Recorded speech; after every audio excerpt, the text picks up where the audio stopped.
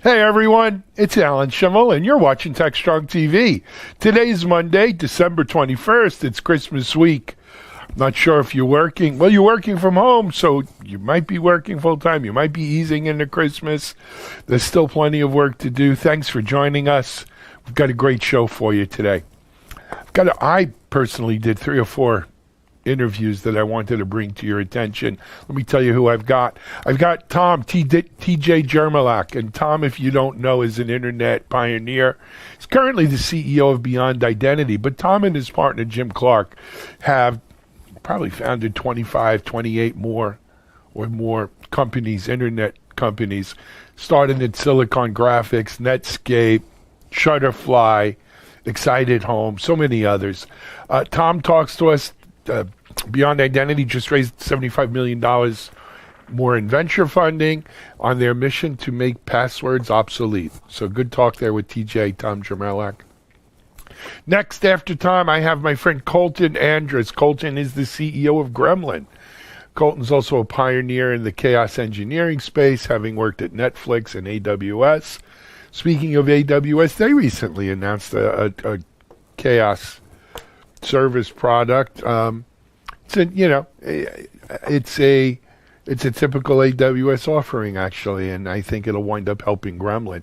We speak briefly about that with Colton, but also about the general state of the market in chaos engineering and what's happening at Gremlin. So that's a good interview there. Next up, I have William Morgan, the CEO, founder of Buoyant.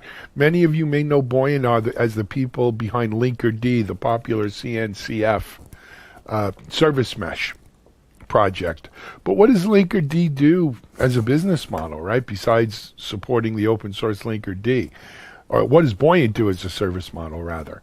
And William's going to tell us that. He's going to tell us all about the new Buoyant cloud that's out there in beta, and what Buoyant the company does. So don't miss that. And then next up after that, I've got my friend Mikey Rothman. Mikey, the cyber gadfly, Cybersecurity. He's president of both DisruptOps and Securosis. And Mike's here to talks with me about the recent SolarWinds Orion catastrophe, as well as kind of a look back at 2020 in cyber, and maybe a look ahead. Mike will also be presenting at Predict 2021, our look ahead for the whole year, on January 21st and 22nd, so don't miss that. After that, we're going to turn things over to Charlene O'Hanlon, our managing editor, chief content officer. Charlene has the news headlines around the media ops sites today, a webinar preview. It's a relatively light week for webinars, but we've got some good ones there, as well as an interview with Rod Molina of Gorilla Logic. And we're going to talk about user experience there and how it's changed during the pandemic.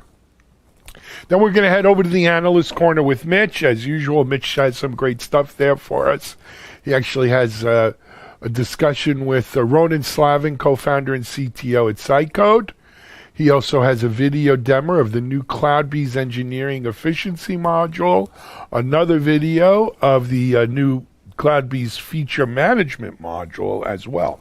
So 2 for the price of 1 on CloudBees there with Mitch today. And then I'll be back to wrap things off and send you out for the rest of the week. This will be the only fresh content this week, Christmas week. So that'll be it. We're going to take a quick commercial. We'll be right back with our first guest. Hiring great DevOps and cyber talent is a huge challenge for technical teams. Cloud transformation is driving demand higher. You've tried doing it yourself. Job boards, LinkedIn, didn't work. Recruiters are an option, but who do you trust and not waste your time and money? RecruitOps is the new way to source engineering talent. From MediaOps, the people behind DevOps.com, Security Boulevard, Container Journal, and more. We sit right in the middle of the hottest positions in Dev, Sec, and Ops, and the brightest minds in the field. If you're looking for a great position or the talent to fill it, we can help you. Trust us, risk-free. You know, Tom TJ Jermolak is an internet sort of legend. Him and Jim Clark have been behind so many of the great brands and technologies that we've seen in the internet, even before the internet with Silicon Graphics. His latest company is Beyond Identity, and their mission is to make passwords obsolete. It's a worthy cause. I wish them luck. They Tom thinks he's got the solution though, and it's not rocket science. Tom's going to tell us about that as well as what they plan to do with the $75 million they've just raised. So here's my interview with Tom Jermolak, CEO of Beyond Identity. This is Digital Anarchist. Hey everyone, thanks for joining us on another segment here for TechStrong TV. My guest this segment is my friend Tom, TJ Jermolak. Tom is the CEO, founder of Beyond Identity. Tom, welcome to TechStrong TV. Thanks, Alan. Great to be here again. It's my pleasure to have you here again. As we were talking off camera, I think the last time we spoke, you were up in Montana. You're back home now in Florida, waiting out. A little bit warmer down here right now this time of year. Just a little warmer, and waiting for vaccines for everyone, right? Where we can kind of get back to where we were before. But Tom, while COVID may have slowed down meeting in person and stuff, it hasn't slowed down digital transformation. It hasn't slowed down people working from home in tech and other service industries, right? And that need the Beyond Identity type of service. So you have some big news you share, if you can share with our audience, and we can maybe begin the conversation.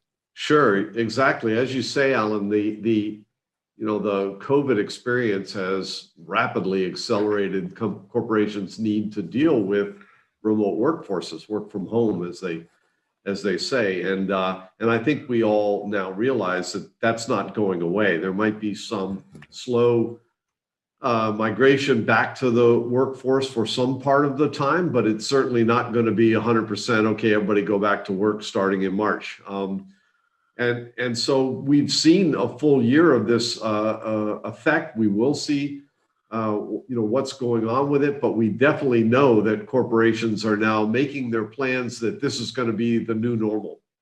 So our board, our investors took a look at this and what our interaction has been with customers who are now recognizing this kind of a pattern. And they said, we really need to accelerate into this environment. There's a need out there. We have a product, a technology that can fill that need. And we, instead of waiting for a year or two to get after some of the new markets and capabilities, we have to accelerate that and get after it right now. So they funded us with another $75 million of Series B funding. It allows us to double our hiring, accelerate our product, the feature set that we're developing, but more importantly, to drive it into channels, VARs, distributors, international, all a year or two before we would have logically done that before. You know what? It just fits the mold where I've heard from, we interview a lot of VCs on here and folks like that, and they all say the same thing as well, which is when you speak to the analysts and everyone, we're seeing 6 to 10 years of digital transformation shoved into this year. Of 2020. Yeah. And, Tom, I have a theory that it's like a law of physics. They say you can't go backwards in time, right? Times are an arrow pointing one way. Yeah. I think that's true, and it's true in technology. No one's going to say, oh, we have a vaccine or COVID's not a big deal anymore. Let's go back. Let's turn the clock back. Right. We're not. That's not the way life works. That's not the way the world, that's not the way physics works. Completely right. Think about when companies go cloud native, do you think any of them are going to turn around and say, oh, let's put everything back on the premise again? Yeah, when they start realizing that, well, employees who are working from home want to be able to bring their own devices and not just have a corporate device. And, you're not going to go back to that. No way. Passwordless is the same way. Anybody who switches to a passwordless technology isn't going to go, I really miss having to remember and type in text-based passwords. So each one of these things, so many CISOs that I talk to will show you presentations that they had to their boards, to their company, going, oh yeah, well, we're going to be cloud first, and we're going to, zero trust and protect the endpoint, and we're going to, but every one of them will tell you, I had no idea that meant now. It meant that's where I wanted to go. We'd evaluate it. We'll work on it. It was out there. Yeah. Nobody said, oh, right now. And not only that, but make it stick. It's not like, oh, for 3 months and then, oh, the pressure's off. No, figure it out, make it long-term, because this is the way it's going to work from now on. Yep. Tom, you know what I didn't realize is we didn't really set the plate. We've had you and Beyond Identity on the show before, but maybe there are people in our audience who are saying, where the heck are these people coming from? I don't know what this Beyond Identity does. What does he mean by passwordless? Yeah. Why don't we clue them in, Tom? Right. What's Beyond Identity, passwordless? What do you guys do? Exactly. So identity management in the past, everything was very centralized. You came in, to an on-premise server, some set of hardware and software that was trying to identify you, authenticate you, provide you access to things, kind of the old world way of doing things. And it had a tremendous number of security issues with trying to keep up with that.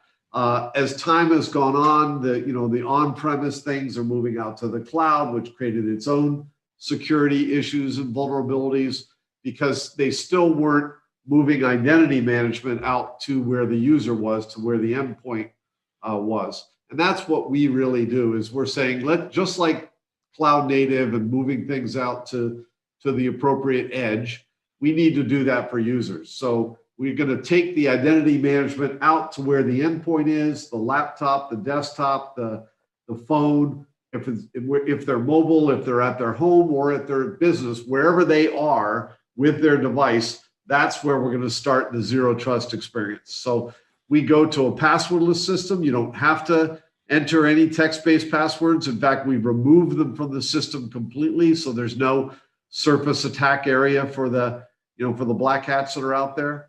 And we allow you to biometrically authenticate on your device, whatever it might be and wherever you might be, and securely enter the chain of trust for your corporation from wherever you are into their environment. Yep. And then, Tom, just briefly, and I don't mean to embarrass you, give folks an idea. What have you? This isn't your first rodeo, right? In the internet age or security and everything else. Give them a little bit of your background. Well, my partner and I, Jim Clark, and I have been together 35 plus years now, believe it or not, from our first startup, Silicon Graphics, going on and doing Netscape, At Home Network, Shutterfly, MyCFO, Healthy on WebMD, a whole number of companies along the way. I, for a while, was a general partner with Kleiner Perkins, started a number of companies there with KPCB. He and I have done in the last 20 years, another 10 or 15 on our own that we've done. So very exciting. This one I've chosen to actually run myself. I haven't been running any of them lately. I've been a very active board member, but this is such a big market, such a big idea that I thought to myself, Alan, if I'm ever going to do one again, this is the one I really want to be involved with. It's a rocket ship going after a big market, and I got a great team. But solving a big problem. Yeah. It's a really big problem. Yeah, exactly. Security, look, passwords are 80% of the security issues, of the cybersecurity issues of the world at large today. If we can eliminate that, move on to more important things for people, because there's so much waste, so much money being spent, so much IT employee time being spent, so much exposure, customer friction. It's terrible. I will tell you, we're going through our own little exercise here. We're a small company, Tom, 25, 30 people. But we're kind of reorging for the first of the year. We've got a bunch of new platforms we're bringing on. So we did a review of passwords, not of individual email passwords, but no, passwords onto like our systems. Yeah. Whether they be the WordPress backends or the marketing tools, whatever, the tools that we use, mostly SaaS-based systems. And for a small company, it's a couple of hundred passwords, to tell you the truth. Yeah. And, when you start auditing, Tom, and looking what people set up because they were in a rush, and you start seeing the 1, 2, 3, 4s Right. and stuff like that, you realize, and, as a security person, I cringed when I saw that people actually use that for a password. So we have now, gone to a password manager doing, what do you call it? Randomly generated passwords that will store in password manager. But the whole text-based password thing is something that's way past its time. It should have died. It should have died a quick death. Yeah. A long time ago. The fact that, you mentioned password manager, that you don't need a password manager if you don't have a password, right? Hello, exactly. The real key is getting to get out rid of that rat password. race. Right. That's the jump off the hamster wheel. Yeah. And I'll give you even one better. As we're sitting here today, Tom, the world is, or at least most of us in the West are, waiting for the other shoe to drop on this SolarWinds fiasco. Yeah. So I heard we interviewed a bunch of people, doing what we do here. We report on this stuff. That last year there was an advisory put out to SolarWinds that one of their own internal servers had a password of something like server 1, 2, 3, 4, typical bullshit that you hear. Excuse my language. And you know what? I'm sitting here thinking to myself, if they were silly enough to use that for passwords, right? How, I'm not saying that's how this particular breach happened. Yeah. And, we've all seen that they were able to sign the software, insert a DLL and everything else. Yeah, they dropped a cookie that told them they could bypass the MFA. And you know why? They could bypass it because they had the password.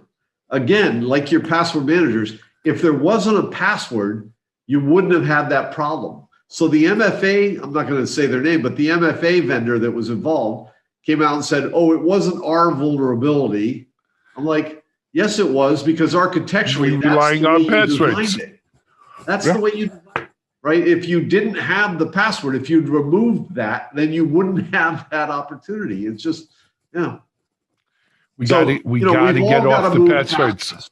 We started it back at Netscape. I apologize that we had a hand in starting with passwords, but back then we didn't have the technology to know how to do without it. But it's a thing whose time has come and gone. If we can just all get by it, it's kind of like the combustion engine. It had a great day. One day we won't have combustion engines anymore, and we'll be running on electric engines for everything, whether it's airplanes or cars or whatever it might be. The same thing's true in security. Okay, we needed that. Now its day is done. Let's get rid of it now. Let's move on. Amen. It doesn't have any benefit. There's no emotional tie like, oh gosh, remember the great old days where we had passwords? Let's get rid of them. You're preaching to the choir to me, Tom, so I get it. Let's get back though. So you guys raised $75 million, opening up channels, OEMs, going international. And that kind of typical that you hear from people who are raising money, for those kinds of use. What about though continuing R&D on the product? Yeah. I mean, nothing's ever done, nothing's ever finished, right? No. Yeah. So you think we might see even more breakthroughs, or from a product point of view, what do you think? Yeah, we have yes, we have a roadmap of 3 years of things that we already know that we want to get to. So this funding definitely allows us to accelerate some of that. And the biggest thing is what we call continuous authentication, which means that authentication shouldn't be a one-time event where at the moment that you access the application, we check, we go, oh, is this Alan? Great, okay, fine. And then forget about it. The thing is, as you're on, how long are you logged on? Have you changed your location? Are you doing things in the app that you don't normally do or that you do normally do? There are a number of items that we can that we can use from the fact that we have this fine-grained data coming off of all of your endpoints into our system, so that we can, what we call, continuously authenticate you. And especially if you're in a corporate sensitive kind of a application, a bank wiring application, a Salesforce application, something with data that the corporation doesn't want to have moved around improperly, it can be watching all the time and always checking in and saying, all right, no, this is all cool. This is what Alan normally does. And we use AI, machine learning on that data to then decide when we ought to check back in and go, hey, Alan, let's just make sure that's still you, that we know that's you. We know you're doing the right thing with the system. So the big push in 2021 is going to be continuous authentication, AI, machine learning on the data for advanced risk policy. Absolutely. Agreed. Tom, for people who are watching this out right now and saying, you know what, I'd love to check this out. I don't know if my company is up to giving it a try today, but I'd like to check it out, right? Yeah. For either personal use or before I would bring it to my manager or director or someone. What's the, I mean, obviously go to the website, but what's the path for them? What should they do? Yeah, so on the website, we have the capability of them getting signed up, doing a demo for themselves right then and there. We can download the software and have it up and running on an Okta SSO in 10 minutes. So you can get on in your own corporation, run it on your own server, not affect anybody else, and try it. You can turn it on for you or 5 of your team or all of your team and give it a shot. So that's that easy to get it up and running and give it a try. So I got to ask you a stupid question. Why the hell isn't everyone using this already? Yeah. You know, the Tahir El-Gamal, who invented it back at Netscape in 1995, is on our advisory board. And when we told him about the idea, he looked at me and he said, oh my God, TJ, he says, how did I never think of that? He says, wait, how did nobody ever think of that? So it's one of those things where, you know, it's like a wheel. You see it and you go, oh yeah, that's obvious. That's the way I should do it. But until somebody happens to come up with it. So we've just figured out how to take something that already exists, because remember, this technology is used on the web today and has been for 25 years for web servers to talk to each other and move trillions of dollars of money around. Every time you go to Amazon and you buy something and it goes to a bank and for your credit card or PayPal, it uses this same technology. So the thing we figured out was for the first time how to get it to you so that Alan on his computer or his laptop or his phone can use it just the same way as everybody else. And it's that straightforward. There's nothing new. It's not like we had to, you know, reinvent, you know, change physics and, oh, I'm nervous about using this because it's all brand new. It's not all brand new. It's all been proven secure, proven scalable. We just figured out how to let you into the party. Absolutely. Tom, I think we're coming up on time. Before we go, anything else you want to share with the audience? You know, I think that the only thing I'd share about 2021 looking forward is, you know, I hope and I pray that we all get a vaccine and that we are able to go to at least a hybrid environment and being able to see each other again. I would like every now and then to be able to sit across the desk and have this conversation face to face. So I'm still old school enough to want that. So I hope and I pray that that's coming soon for all of us. And in the meantime, you know, that the white hats in the security industry, that the good guys are going to keep ahead and allow this workforce being forced upon us so rapidly to, in fact, build and thrive. Absolutely. Tom, as soon as we both get vaccines, and we were talking offline, you know, hopefully sooner than later, you've got an invitation to come up here to Boca. We'll do these interviews in person, in studio. Yeah. It'll be a lot better. All right, man. I look forward to that day. You and me both. TJ, be well. Congratulations. Look, $75 million is a terrific amount of money to make things happen. I'm sure you'll use it well. And we're waiting for big things from Beyond Identity, right? Let's change the game. Right. All righty. Tom Jermolak, or TJ, CEO, founder of Beyond Identity, as well as a whole bunch of other things, looking to make passwords obsolete. What a great thing that would be. Take care, Tom. This is Alan Schimmel. Okay. Thank you. We'll be right back with another guest here on TechStrong TV.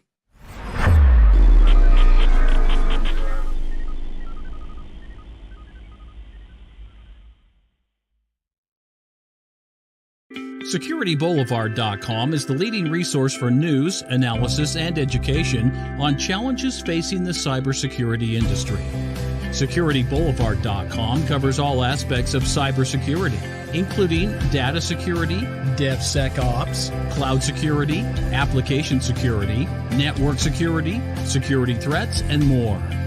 SecurityBoulevard.com has the largest selection of security content, featuring breaking news, blog posts, podcasts, and more. Visit www.securityboulevard.com to learn more. SecurityBoulevard.com, home of Security Bloggers Network. You know, sometimes it takes a company like an AWS to come out with a service or product in a given space to really distinguish that space and put it on the market. So many in the chaos engineering space applauded AWS's recent announcement of a chaos engineering type of capability in AWS, because it does it verifies, you know, what that is, what that market's about and what's happening, and it's a good justification. Colton Andrus is among those people. Colton's going to talk to us about the AWS announcement, about chaos engineering in general, and he was there at Netflix, he was there at AWS, and what's happening new at Gremlin. So here's my interview with Colton Andrus of Gremlin. This is Digital Anarchist. Hey everyone, thanks for joining us on another segment of TechStrong TV. As we end, wrap the year up here, I'm going back to friends in the market and kind of checking in on where we are, how's the ending for them, what's looking forward. I'm really happy to be joined on this segment by my friend Colton Andrus of Gremlin. Colton, man, welcome. Thanks for having me. Pleasure to be here. I like the background. I know that, you know, it's a Zoom background, but is that like Colorado maybe, or? 100%. So I'm one of those people. I moved from the Bay to Denver this summer. This is a lake. Just this summer. Yeah, there's a lake about a block from my house, and this is the background. I grew up in the mountains, so it brings me closer to family, closer to home. But good for you. Good Zoom. When I had co-founded Still Secure, which was based in Boulder, I actually had a place called Superior, Colorado, which is right outside of Boulder, like near Louisville off 36. Just down the street from me. Oh, really? Yeah, no, I lived, we had a place there for about 3 years. It's funny, I lived in Boulder and Boca Raton, which is, where I live now. And there's probably not two more different places in the world, Colton, than Boulder and Boca Raton. One is like plastic, bright lights, and the other one's crunchy granola. Yeah. And it was a lot of fun. But you know what? It was a lot of fun. I had my Boulder friends, I had my Boca friends, and it was good times. Anyway, man, hey, welcome to TechStrong TV. Thanks for joining us again. How's everything at Gremlin? It's been good. It's been a good year. Yeah, it certainly has. Your virtual event was a killer event. I enjoyed that a lot. Yeah, we had two great events this year. We had Failover Conf we did early in the year, right when COVID hit. We said, oh, you know what? There's a bunch of good talks that are going to go to waste. And that went off really well. And then Chaos Conf this year grew bounds over last year, and a ton of great names, a ton of real good practical wisdom on stage. I'm a practitioner, so I want to hear the real story, the real winnings, the real learnings. Yep. I mean, it's been a crazy year with virtual events, Colton. Of course, we're ending it with an extended edition of Amazon reInvent, right? That keeps going on and on and on. But if you think about it, rather than bringing whatever it is, 70,000 people or 100,000 people into Vegas spread out up and down the strip, they've spread it out over a couple of weeks on virtual. I don't know about you, because as an Amazon partner, you're probably invested in it, right? We're a media partner covering it. And sometimes it just feels like a bit of a slow burn, if you will. It's been interesting to compare and contrast. 2017 was our first reInvent. We won Best Rookie Sponsor. There were 3 of us running the booth the entire time, and the team was like 10 or 12. And last year we had a huge booth. Most of the company was there, and it's bittersweet. On one hand, we miss getting the whole team together, the team events, staying up all night, running around, being exhausted, having customer meetings, being in the booth. On the other hand, it's kind of nice. Part of me was like, wow, being exhausted. I got sleep all that week, and I don't, I'm able to get some work done, as opposed to just like, well, right that week off, it's a networking week. Exactly.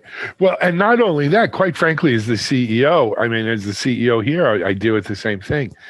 It doesn't suck not spending all that money on T&E. Yeah. Right. Going to all these shows, man. I mean, we probably saved $1 million through the year with that. It's been interesting because, that the cost, on one hand, I miss those, you and me both, customers and being face-to-face, but, budget-wise, being a remote by default company, much less travel, much less, of the overhead, much more just efficiency and getting things done. It's been as we all know, an interesting. I mean, let's face facts. You're sitting here in Colorado, not San Francisco or the Bay Area, right? It's all good. Hey, I want to talk a little bit about reInvent, though. Amazon did make an announcement. They are planning an upcoming. I don't think it's available now, but they pre-announced. I don't know. That they're going to have some sort of chaos engineering type of solution, which, look, from your view there on the mountain, it's a tremendous validation of what you guys have been doing, huh? Yeah. They gave us a bit of a heads up, and it was great to see it come out, but we're super excited. We've worked hard the last 10 years, 5 years at Gremlin, but before that at Netflix and Amazon, evangelizing this space, teaching it, proving it out. And when someone like Amazon says, clearly this is important and valuable and something everyone should invest in, then you feel really good about it. And that's my team's response this week. Absolutely. And I think it's the right response. Look, for you personally, coming from Amazon and Netflix, the fact that AWS is now, kind of quote unquote entering the market is a tremendous validation, not only for Gremlin, as I say, but for you personally. But also, quite frankly, if you look at other kind of, markets that AWS has entered like this type of thing, I mean, generally what happens is, look, it's the old jack of all trades, master of none kind of thing. And I'm not bad mouthing what AWS does or anything. They do a great job. But, they'll produce a tool for the masses to get them started, if you will, on chaos engineering. And then there's a certain segment of the audience will love it, right? A certain segment of that audience that loves it may outgrow it and say, hey, I want something a little richer, a little deeper, a little bit more full-featured, a little bit more mature, better supported, whatever you want to say. And, all roads will lead to Gremlin there. So that's not a bad thing either from a business point of view. Yeah, no, we're happy to, anything that helps people get over the uncertainty, the fear and the doubt, get their hands dirty, see the value and prove it out is good for all of us. The rising tide rises all boats. Rises all boats, absolutely. And then when we get to the part where people need more than the tool, they need some guidance, they need some help. The truth is, with many cultural transformations, tooling is a piece of it, but how you convince people, how you show the value, how you incentivize them, how you track it, how you change their daily work patterns and behaviors are pretty critical. And that's candidly what we see is the more difficult part down the road. And that's where, we've built a team that of practitioners, people that have lived and breathed this, people that can take that wisdom. The other nice thing is we're taking those things that we're learning from our large enterprise customers and our big brands that we've been working closely with the last couple of years, and we're building those things into the product. Again, I think when we spoke before, I spoke a bit about, make it easy to do the right thing. And what we're doing is a difficult task. Reliability is difficult. There's lots of things that go wrong. And, some of the biggest barriers to entry are, I'm not sure where to begin, and I'm not sure the best place to invest. And that's really what we're tackling this next year, is not tooling, not frameworks and support, but how do we take that knowledge we have in our heads and guide people, help them get the good outcome quickly, help them prove the value to their teams, help them get back to their day jobs and not worry that they're going to get woken up at night. Yeah. I think another thing, they say in life, Colton, timing is everything, right? I think when we look at 2020, all of these companies that really, like with a gun to their head, had to rush onto the cloud, digital transformation, adopting DevOps and Agile Lean and all of these cloud native technologies, et cetera, right? It was a headlong rush. Sometimes security was kind of pushed to the side. Sometimes some other best practices might have been, cut corners because we got to get online because we don't have an. I think what we're going to see in 2021 is, disciplines like chaos engineering, for instance, catch up and say, okay, now that you're on there and your hair's not on fire anymore, let's do this right. Let's make sure this thing is built right. It's being run right. It's being managed right. Right. You got the right people, the right processes, the right infrastructure. Let's tighten it up now because, we used all the spit and bubble gum we had, but now we got to make sure this thing's built right and it's built for forever. Right, because we're not going to start moving stuff back to the data center. We're not going to, do that, right? Yeah. I think that's what we saw is everyone moved quickly because they needed to. Yep. That is what was required. Is welcome to the new world. Everything's online, and candidly, we've seen a lot of hiccups this year. We've seen a lot of, in fact, the last 2 weeks, some pretty big outages that have occurred. And to reinforce your point, my customers have said, "Oh, this is going to happen. This is the world we live in. We need to prepare for that." Some of my largest customers, can we handle losing availability zones and regions? Because, failure happens. Failure happens at scale, and we need to make sure our customers are well taken care of. Agreed, man. Agreed. Now, Colton, I don't want to put you on the spot because I know you guys have a lot of announcements coming out, over the course as we move into the new year. So what I am going to do, though, is make you promise that you're going to come back maybe next month and we can talk about some of these new developments in chaos engineering and what's happening at Gremlin. Yeah, absolutely. Fair enough. I would love to do that. I'd love to go deeper and really share a bit of what we've learned. I think it will dovetail. Again, 2020 was a hard year. It was a year of a lot of headwinds, but it forced us to get better quicker. We learned a lot. And really that's our springboard into 2021. Put the bad behind us. Let's take the good. Let's, be reinvigorated and go get it done. And so product wise, company wise, economy wise, society wise, I hope that's where we're at. That's where I'm at. Let's put the negative behind us and get to work and go make things better. I agree with you 100%, man. 100%. Hey, Colton, have a happy, merry holidays there, Christmas, New Year's. You're coming back in January. You're going to talk with us. But for people watching right now and they want to jump the shark a little bit and find out more about chaos engineering and how it can help them, where do they go on Gremlin? Yeah, gremlin.com is the landing page. I'll give you a little teaser. We just opened up our free edition. It was only a subset of the attacks, and we just pushed some changes to give everybody access to all of the attacks. So Gremlin Free is a great place to go get started, get your hands dirty, see how it works. And of course, my team's here and available. We've got a public chaos engineering Slack. I believe that's gremlin.com/Slack. So you can talk to your peers, talk to my team. Our goal is to help, to teach, to make sure people sleep peacefully through the night. Good goal, man. All right, Colton Andrews, CEO Gremlin here on TechStrong TV. This is Alan Schimmel. We'll be back with our next guest in just a moment.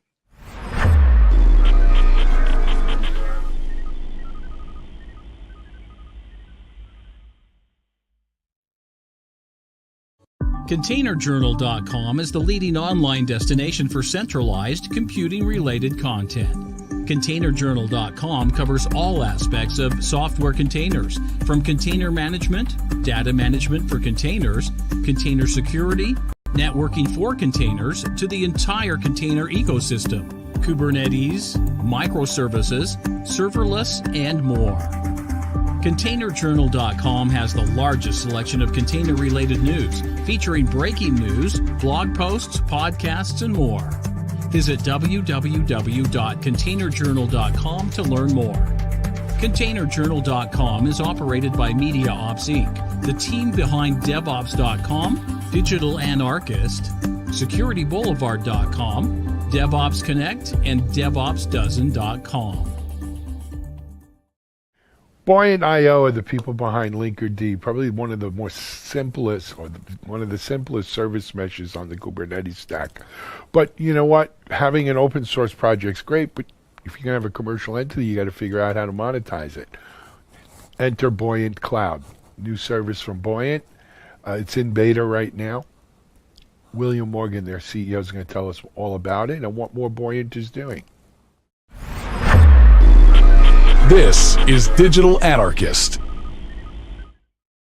Hey everyone, thanks for joining us on another episode of TechStrong TV. For this episode, I'm joined by my friend William Morgan of Buoyant.io. Hey William, how are you, man? Hey Alan, how are you? I'm great. So, for those in our audience who may be familiar with William, you may have even heard of Buoyant.io. Usually William comes on here, or someone from Buoyant will come on and give us the latest news. There's a new version of Linkerd, or the CNCF is graduating it, or, something around Linkerd, of which Buoyant.io is kind of, well, it's a CNCF project now, but you guys have, let's call it the caretaker. Yep. In many ways of the project. It was with you originally. But William, and most of our audience knows what Linkerd is. Great. I don't want to talk about it this segment, though. I wanted to really focus people on, so what do you guys do at Buoyant.io? Beyond taking care of the open source Linkerd project for CNCF, right? Yeah. Why, what are you doing? What's happening? Why should people know about Buoyant beyond, those are the Linkerd guys or something like that? Right, yeah. So, of course, everything we do is tied to Linkerd ultimately. But we are taking a very particular approach for an open source company, which is that, traditionally what you've seen open source companies do is they'll do something like Open Core, where you have an open source thing that works, and it works pretty well, but if you really want to use it in production, if you really want to use it at scale, then you have to buy the enterprise version. And for a variety of reasons, we didn't really like that model. So instead, what we're doing is we're kind of doing two things. Number one, we're building Linkerd, and of course Linkerd has to be production grade. It has to be ready to scale to any load, and like everything you want about a service mesh is in the open source. And then we're also building tools that sit on top of Linkerd that allow you to do kind of another set of things. And that is where we start talking about Buoyant Cloud, which is our SaaS dashboard for Linkerd. I call it a dashboard. Sounds a little diminutive, right? It actually does a lot of stuff, but the general structure is once you have Linkerd running on lots and lots of clusters, or even just one, suddenly Buoyant Cloud starts providing a set of features that you don't need to run Linkerd in production, but that actually are really, really useful when you're trying to build a cloud-native platform on top of things like Linkerd and Kubernetes and containers. Okay, so I'll bite. What are these kinds of things that are really useful? Give us some examples. Yeah, so, one really easy example is around the idea of SLOs, or service level objectives. So what Linkerd gives you is this great wealth of metrics, automatic instrumentation of all your success rates and latencies and request volumes, things that we call the golden metrics. Now, but having a metric is one thing. Actually knowing what to do with it is another. So if you have a service that's running at 98% success rate, that doesn't really tell you, is that service healthy or is it in trouble, right? You need to have some context around there. And SLOs, service level objectives, are one way of adding context. So with Buoyant Cloud, what you can do is you can say, let me take all those Linkerd metrics, let me actually translate that into a set of expectations that I can share with the rest of the company. So I can say, this service, my expectation is, on any 7-day rolling window, it's going to be at 99.5% success, right? We allow some margin of error. And if it dips below that, then you're in trouble. And Buoyant Cloud will allow you to take all those metrics, put them up into a dashboard that you can share, and kind of contextualize them with what the business and what the platform owners actually want to do with that service. Excellent. How about another one?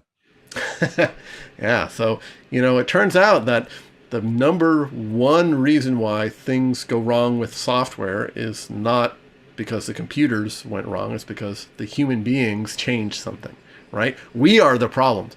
So one thing that Buoyant Cloud does, which I'm really excited about, and we actually use this internally, which is part of why I'm smiling so much when I talk about it, because it's so useful.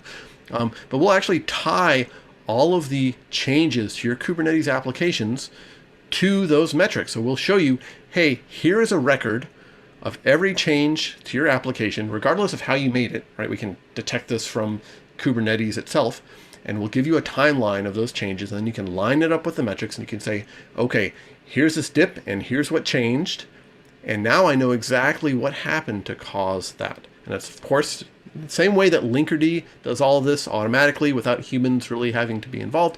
Buoyant Cloud has those same principles, so we do this all automatically for you without you having to do extensive configuration or integration or anything like that.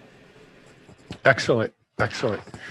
I mean, obviously, there's more than several things that the dashboard and the Buoyant Cloud bring to the Linkerd user base, if you will.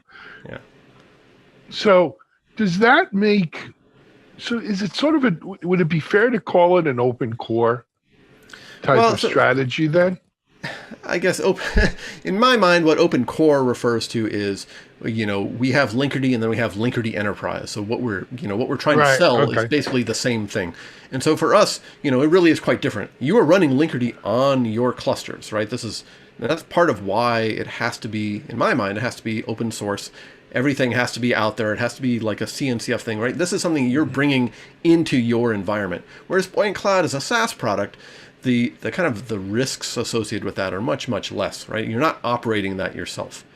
And the goal is actually, the goal of the two, is quite different, right? Linkerd, the goal is we want to give you all the value of the service mesh, reliability, observability, security, in an ultra-light package that's low overhead, low maintenance cost. With Buoyant Cloud, what we want to give you is the ability to build the ultimate Kubernetes-based platform, right? So there are things that you can solve very easily in open source, and there's things that are hard to solve in open source. Things where having a hosted dashboard that you can share with the rest of your team, that everyone in the company can look at and annotate and get on the same page, that actually fits really, really well into the SaaS model.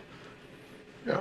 Well, in this whole set, so William, I'm old, right? I've been around open source pretty much since Linux came on the scene. Right. I've seen open source explode, right, to become the dominant form of software today in many ways. And, we've seen the business models. We've seen business models succeed and business models fail. It's generally agreed to, the first open source business model was, well, we'll provide support and training. Right. Right. And then I think people quickly realized that it was hard to build a viable business just around support and training. Right. And I think that kind of gave rise to this so-called open core, which in my mind, a better term for open core was a freemium model, right? Where, a subset was truly an open source project. Now, in my mind, also though, William, the line was that open source project had to be full featured enough that you weren't forced to use the freemium modules or add-ons, right? If the thing's useless without it, it's not really open source software. It's clickbait, you know? And so that to me was where the line was. Right. But there were, as you say, enterprise features or enterprise versions that did have, you know, enterprise features or stuff that people would be worth paying for. Yep. And we saw a lot of companies kind of be successful. Then, of course, came the SaaS revolution. And to me, that's been the great enabler of open source business models. Yeah, you could use the open source product software. You got to install it. You got to maintain it. You got to run it. And, you know, or you could use our hosted version of the product and pay us as a SaaS kind of thing. Right. But that's truly not what Buoyant Cloud is either. You guys, it seems, have more of a defining borderline between Linkerd, the open source project, and Buoyant Cloud, the dashboard intelligence that sits on top of this stack. Yeah. Right. And there's a distinction there. And it's, you know, it may be nuanced for those who maybe aren't sophisticated enough to recognize it. But it is. There's clearly a distinction between the two products, between the two projects, between the two software packages. It's not just a freemium module. Yeah, that's right. And for us, I think it comes down to a couple things. One is that you can consider Buoyant Cloud to be kind of a hosted control plane, a hosted multi-cluster control plane, right? And that's interesting and that is useful, but we want to do more. I think fundamentally we are very product-minded people, and we spend a lot of time with our Linkerd adopters, and so we know not just what the problems they are solving with Linkerd are, but we also know there's another class of problems. And so for us, it was very natural to have Buoyant Cloud not just be, you know, a kind of a hosted control plane, but actually to add features, right? Especially in a world where what we're seeing is a lot of folks are adopting multiple Kubernetes clusters, and the notion of what something, you know, what is production, right? It's not just one cluster over here. It's changing. All of those things are changing, and we wanted a product that was able to adapt to that evolution. Because the reality is people are still coming to terms with what the best way is to run software on Kubernetes. Agreed. Cool.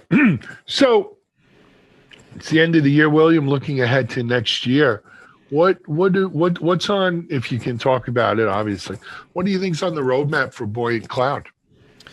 Yeah, so, you know, I think the goal for, let me start with Linkerd. I know you said I shouldn't talk about Linkerd, but everything that we're doing, again, with Buoyant Cloud starts with Linkerd. The goal for Linkerd... I'm going to give you 30 seconds. Go ahead. Right.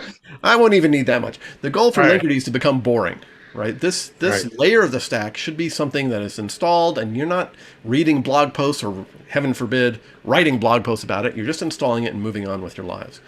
So then that's where Buoyant Cloud starts becoming really interesting, because once that layer is kind of sorted out underneath, well, now you as an organization are facing pretty significant challenges. I have a platform team, I have a developer team. The goal of my platform team is to build this platform that the developers run their code on, right? And don't have to know the details, but they have to know enough to be able to have a kind of an ownership mechanic there, right? It's not, you're not throwing it over the wall. So building that platform, right? That's kind of the goal of all this, and that is exactly what Buoyant Cloud is positioned to take on. We want to give you the platform team. We want to give you the tools where you not only understand your platform and the health, and you do it in a way that's low friction and all that good stuff, but you can actually share that with the rest of the organization. So developers can understand, when I deploy something to this platform, to this beautiful platform that you have built, is that, is it healthy? Is it running? Is it doing better? Is it doing worse? There's not a good answer to that kind of thing today, and it's a tough problem. So ultimately, I guess what I'm saying is the future of Buoyant Cloud really is in solving not just the first order kind of engineering challenges, but actually solving organizational challenges. How do we build a successful engineering organization on top of all this fancy new cloud native technology. Fair enough. I don't disagree with you. I think you're dead on. Just in terms of, well, who knows when we'll have a KubeCon in person again to go over all this in person anyway. But William, for people who want to get more information maybe on Buoyant Cloud, where are we sending them? Just go straight to buoyant.io. You'll see a big old button that says try it. You can't try it. It says sign up for the wait list. We're still in a wait list model. We're in early access, but we are slowly, gradually letting people in. They're using it. Like I said, we're using it ourselves. It's super, super cool. So yeah, please, by all means, go to buoyant.io, sign up for the wait list, and I will personally walk you through the onboarding process, at least at this point. You know what? That's not going to last forever, folks. Go take advantage of that. William, just for people who are spelling challenged like me, Buoyant. B-U-O. Go ahead. Y-A-N-T. That's right. B-U-O-Y-A-N-T. I apologize for the English language, but that is actually how it's spelled. Oh, look, you can't, it is what it is, as someone once said. Anyway, William Morgan, CEO, Buoyant.io, Linkerd, managers, maintainers. Hey, man, it's always great to have you on, William. This is Alan Schimmel, TechStrong TV. We'll be back in a moment with our next guest.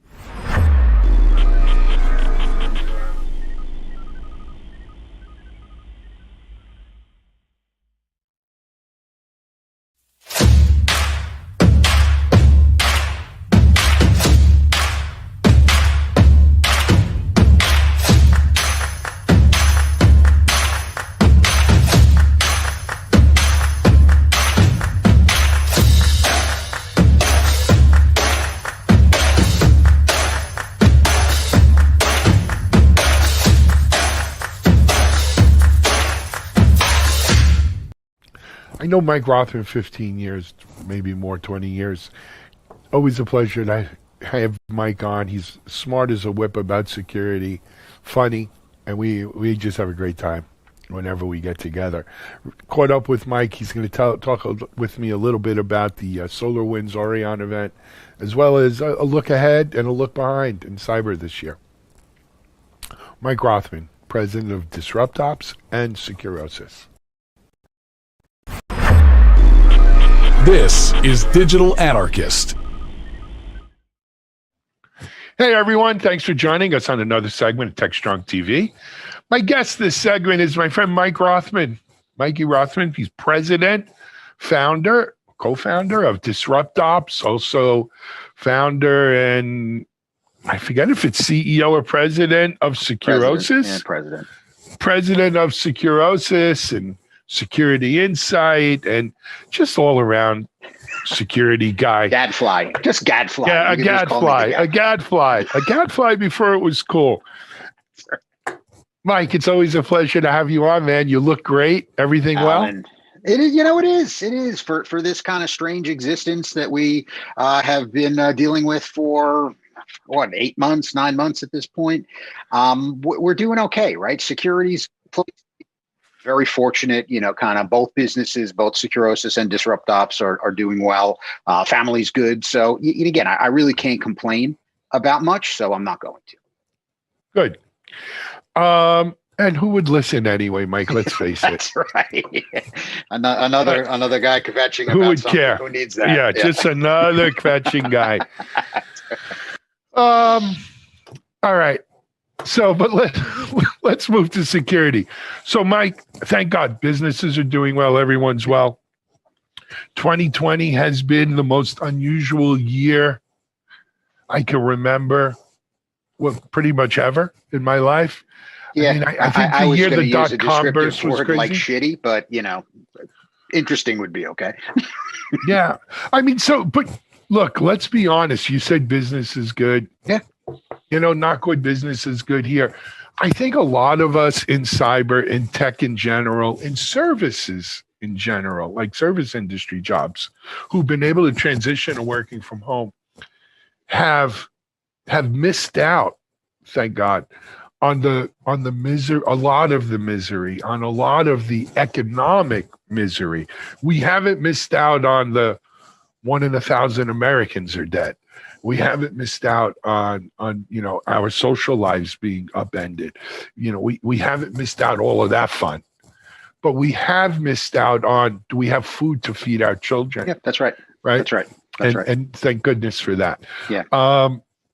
But, let's try, if we can, focus in on cyber and the world of security and cloud native and DevSecOps and all of that good stuff, cloud security over the year. I don't know if I'd call it shitty necessarily, unusual, yeah. No, but I think we've made progress in some ways. We have. And if anything, I think the pandemic, the work from home has really started to accelerate a lot of the things that were already in motion. And that's a good thing, right? Because, organizations, they get there when they get there and, kind of they do their thing and they've got a 5-year business transformation plan and they had to get it done in like 2 weeks, right? 3 weeks, 4 weeks. Right. And not the entire thing, of course, but, really kind of upending the infrastructure that really kind of drove a lot of these things, really starting to embrace SaaS as opposed to, kind of continuing to inch along and limp along with, old crappy back office systems, really trying to accelerate the movement of a lot of their workloads to these public cloud platforms as they've wanted to do anyway. Now, this was really, kind of the proverbial boot in the backside that really forced them to, do things a lot faster. So I think in hindsight, we'll see the forced transition, the forced migration to a lot of these functions as being positive, but it has been, certainly disruptive. And it really, kind of starts to highlight the fact that many of us have taken shortcuts because we had to, right? There's not been the big planning thing. There's not been the 4-page, or 40-page deployment document. There's a get it done, do it now, don't ask questions. A lot of ready, fire, aim, a lot of things we're going to have to go and look at very critically to figure out what compromises did we make. Are those compromises acceptable? What do we have to do to really kind of provide the right types of controls that we know we need? We just didn't have time to put in place. So I think a lot of when we look forward to 2021, continued acceleration on a lot of these trends we've been talking about. But really what I hope to be is a considerate thinking about what these controls need to look like as we move forward, and then retrofitting a lot of what we kind of just slammed into place with, I think, more well thought out, kind of controls and policies in place. You know what, Mike? Had we had this conversation 10 days or 2 weeks ago, I would have agreed with you 100% that 2021 is going to be about fleshing out, putting flesh on the bones of the straw man that a lot of organizations have used for security, as you said, not ready, aim, fire, ready, right? Or whatever it is. That's right. Basically, look, we did things in a rush to get it done, and now we got to make it right? And that would have been a great theme for 2021. Right here, because 2020 is what 2020 is, right on the tail end of 2020.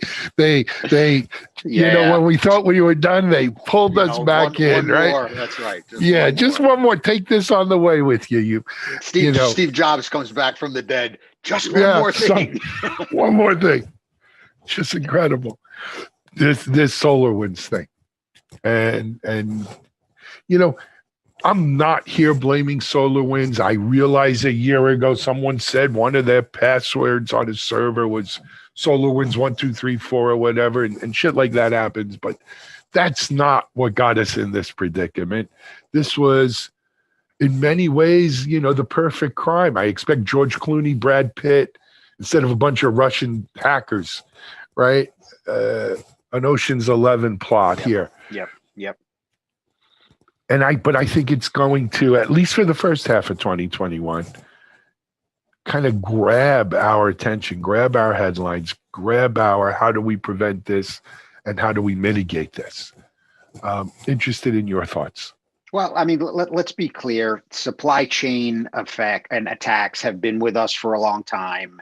And a lot of how we are building technology stacks and applications are going to exacerbate the situation, right? We're allowing access from third parties into our stuff because we have to, right? They've got components and they've got critical pieces of what it is that we're doing. We don't want to go back and backslide into this idea that we have to operate everything. I'm going to clutch, my entire infrastructure. I've got to be able to touch it. I've got to be able to go down to the second floor and see the blinky lights, right? Nobody wants to go back to that.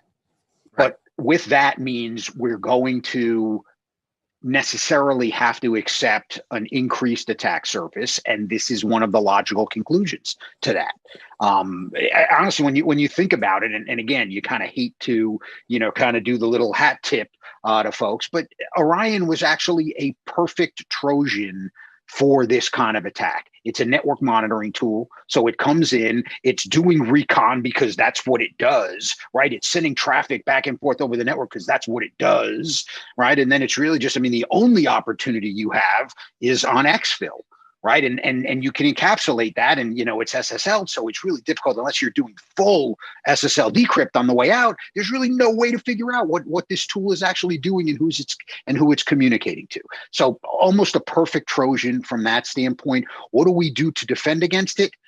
You look at a number of these other tools that are here on every device that we have.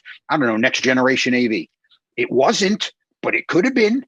Right. If that type of tool was kind of compromised in the same way Orion was, similarly, game over. Right. What do you do in that kind of environment? Well, I'm going to monitor more. I'm going to look at more exfil. I'm going to do more decrypt. Okay.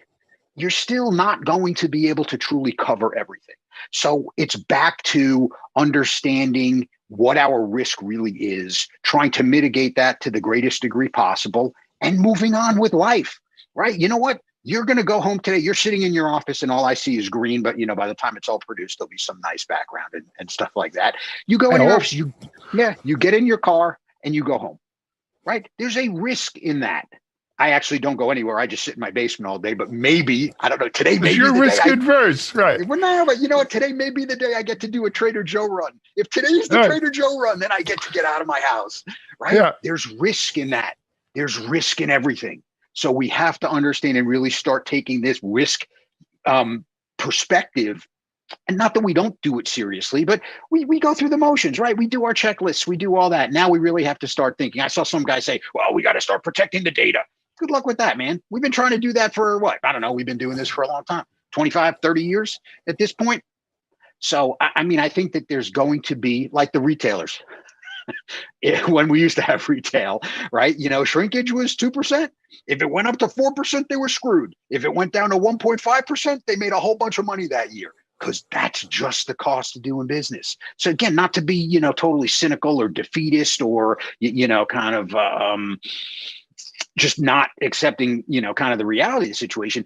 I don't know what you do because I'm not smart enough to know what you do for a well-architected state-sponsored type of supply chain attack, because the tool was doing what the tool does. It wasn't acting maliciously.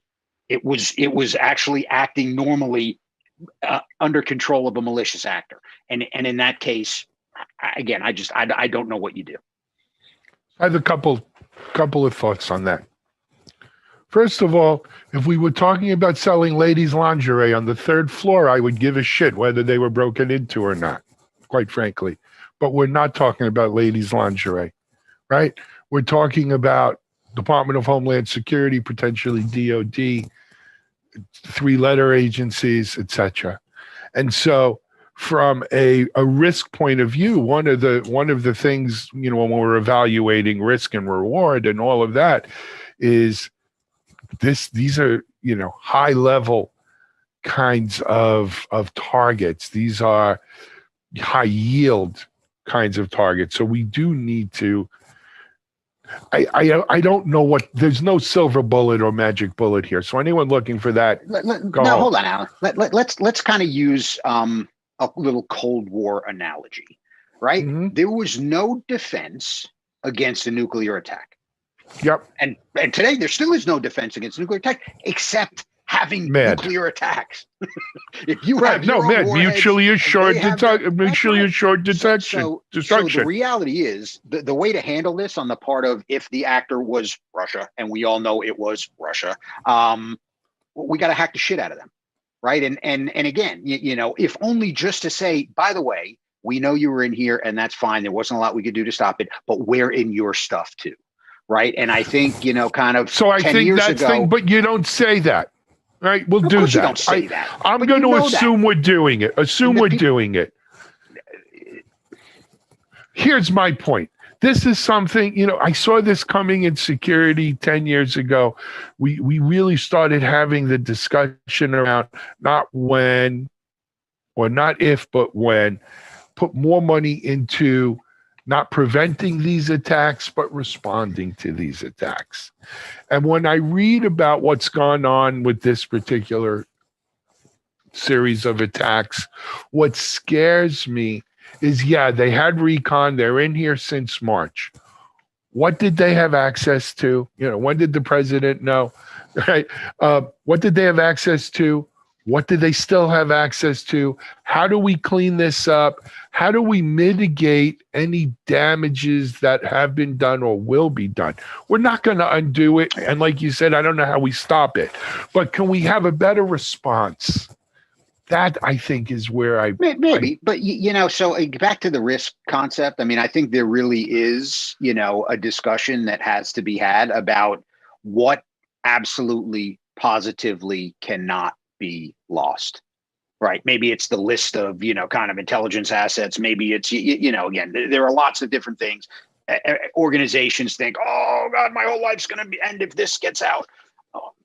Is it really going to? I don't know, but that's the question to ask. Because if that's the question to ask, you got to put stuff back in your data center. You got to lock the crap out of it. You got to, again, be doing all of those things, because no one can get to that stuff, right? Air gap, isolation, a lot of the stuff that we're like, and then I start the conversation saying this is a cost of doing business because of the way we build applications nowadays. Some applications really can't be built that way. Right. So we talk about GovCloud, but we talk about the not GovCloud, the other GovCloud, right? Kind of that's the super secret, IC cloud or whatever it is.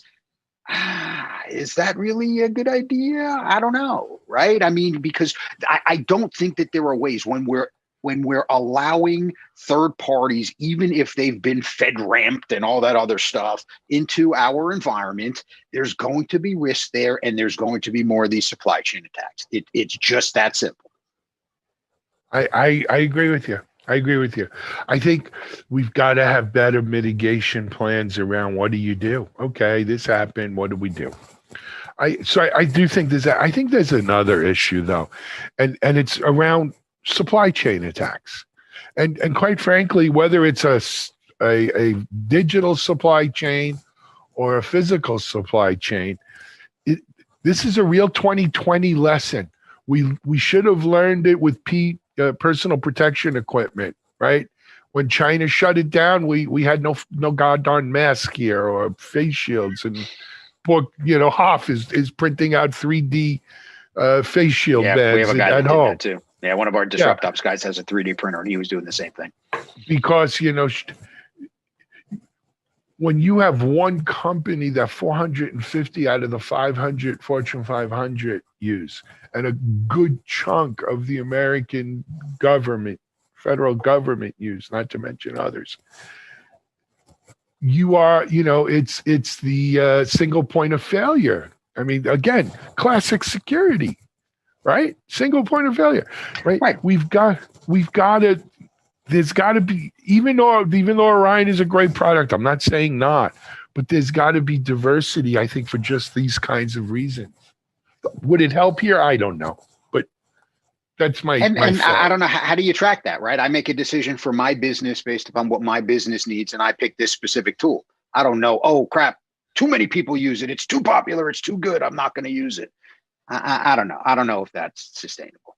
I don't know if that's, something that's well, we're really saying it about social media. We're saying it about search engines, right? Your friends in Texas filed a suit yesterday about Google. We'll see. We'll see in 5 years how that one happens, because the only the only companies or the only organizations that have more lawyers than big tech is the government. So their lawyers are going to fight their lawyers for the next couple of years, and we'll see what ends up happening. some consent decree that doesn't change anything. Yeah. I I'm a mean, little cynical about that, but hey, remember this one? The, kind of the praying deposition. yes, A lot of our audience is not going to be old enough to remember, Bill Gates being deposed, during the Microsoft I do antitrust remember. and what happened out of that? Nothing. Yeah, they've got fined a little bit. They supposedly were acting better. The Europeans sued the crap out of them. But at the end of the day, did it really change a lot? No, it was market dynamics that impacted Microsoft for a long time out of that. It wasn't, they struggled for a little while, and struggle is all relative, right? But, kind of they struggled for a little while because they weren't competitive in the market, not because of a consent decree or not because, kind of the FTC went after them, right? And then they became more competitive in the market when they got cloud religion and all that other, kind of stuff. So markets still win in this environment. And as long as people choose to get predominantly all of their news from some of these sources, nothing's going to change. Got it. So let's bring it home to Disrupt Ops a little bit. What is this SolarWinds situation? Any effect on your? No. As you said, you're still going to maybe go to Trader Joe's today. But what effect do you think it'll have on your business this year? I don't think any, because the reality is it something we have to worry about? Sure. Will operational best practices help? Maybe, right? But I think you still have to do the right stuff on building your foundation. And really a lot of what we learned for Disrupt Ops in 2020 has been about the continued challenge of collaboration and communication. And when you think about DevOps being built to remove a lot of these silos, right? To eliminate friction, to make everything work much better. And you still scratch your head and go, the security folks don't talk to the ops team, don't talk to the dev team. And isn't these just the same dysfunctional patterns that we've been dealing with since the days of big waterfall? And the answer is yes. So what we've really discovered this year is that longer term, aspirationally, folks want their environment to be as autonomous as possible, right? Let the machines do what the machines are great at. Let them, fix the things that we know need to be fixed. Let's look and make our infrastructure and instrument it to be much smarter so that we know when, we've got edge conditions that need to be addressed, violating guardrails, what have you. Let the machines fix those. But that's, again, aspirational. Right now, the big problem seems to be, I have an alert, I have a trigger, I don't know who's responsible to fix it. And if I do know who's responsible, they don't understand contextually why it's important to do that kind of stuff. So we focused a lot more on getting the right information to the right individual, whether it's dev or ops or even within security, who is actually responsible to fix these things, and give them either the information that they need to fix it or actually allow them to do it through the automation capability of that. And that's really started to resonate with folks, because they're realizing that, again, all of this stuff is great. And Gene Gene Kim is a genius, and all these folks have envisioned a world that really makes a lot of sense, but it's bumpy to get there. Right, it's bumpy to get there, and that you do need, kind of capabilities and assistance to really break down a lot of these organizational barriers. That just because we're saying you're going to DevOps doesn't make it true. And that's really the thing that we learned in 2020. And I think it makes 2021 very exciting because, again, folks are really starting to realize that before they can get to any of this, kind of fancy autonomous automation type stuff, they really have to make sure that everybody's on the same page and aligned relative to what needs to happen. I will tell you, following, here at DevOps.com, following this space for 7 years now, that kind of revelation that you see in 2020, maybe you're seeing it from a security as it relates to DevOps mode, but we started seeing this 4 or 5 years ago when all of a sudden people started saying, my DevOps transformation hasn't been as successful as I thought it was going to be, or I'm not seeing the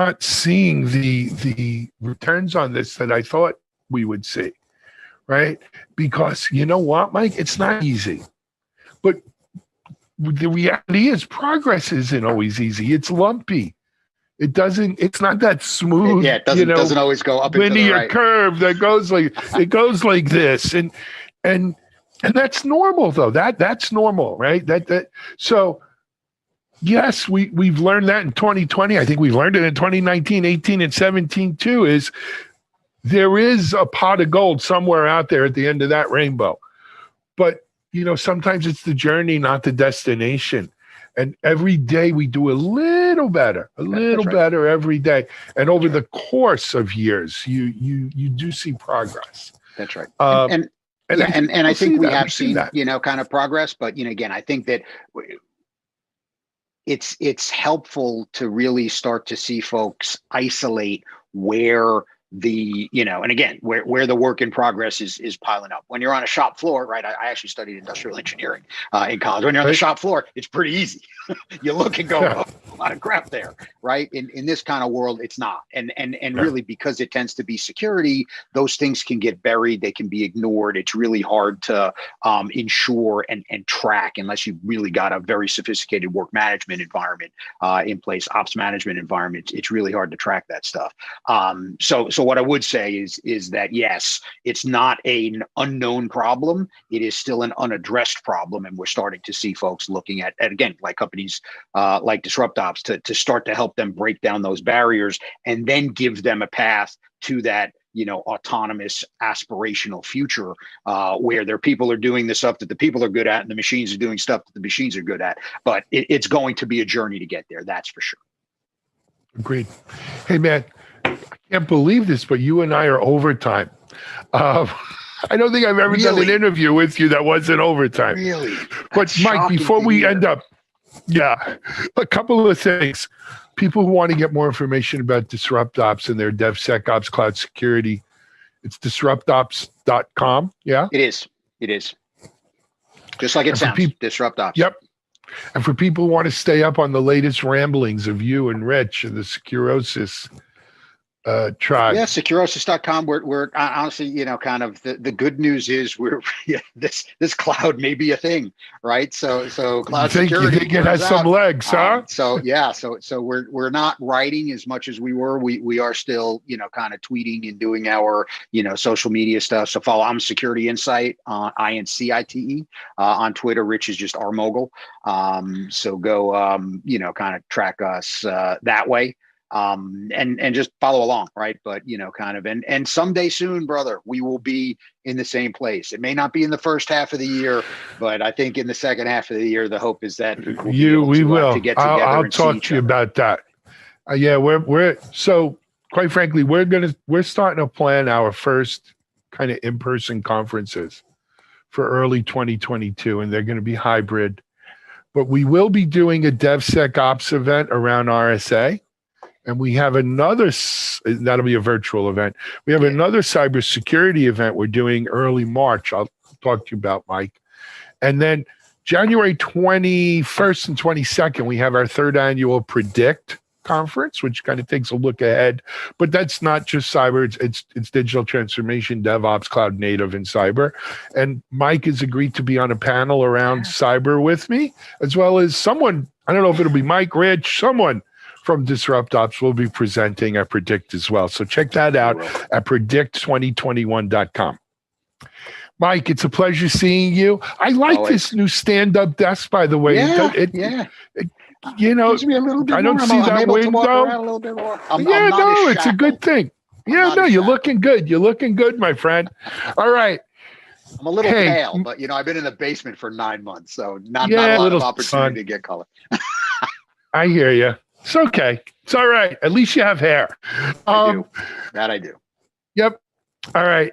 This is Alan Schimmel for, what am I here for? TechStrong TV, here with my friend Mike Rothman. We'll be back with another guest in just a moment.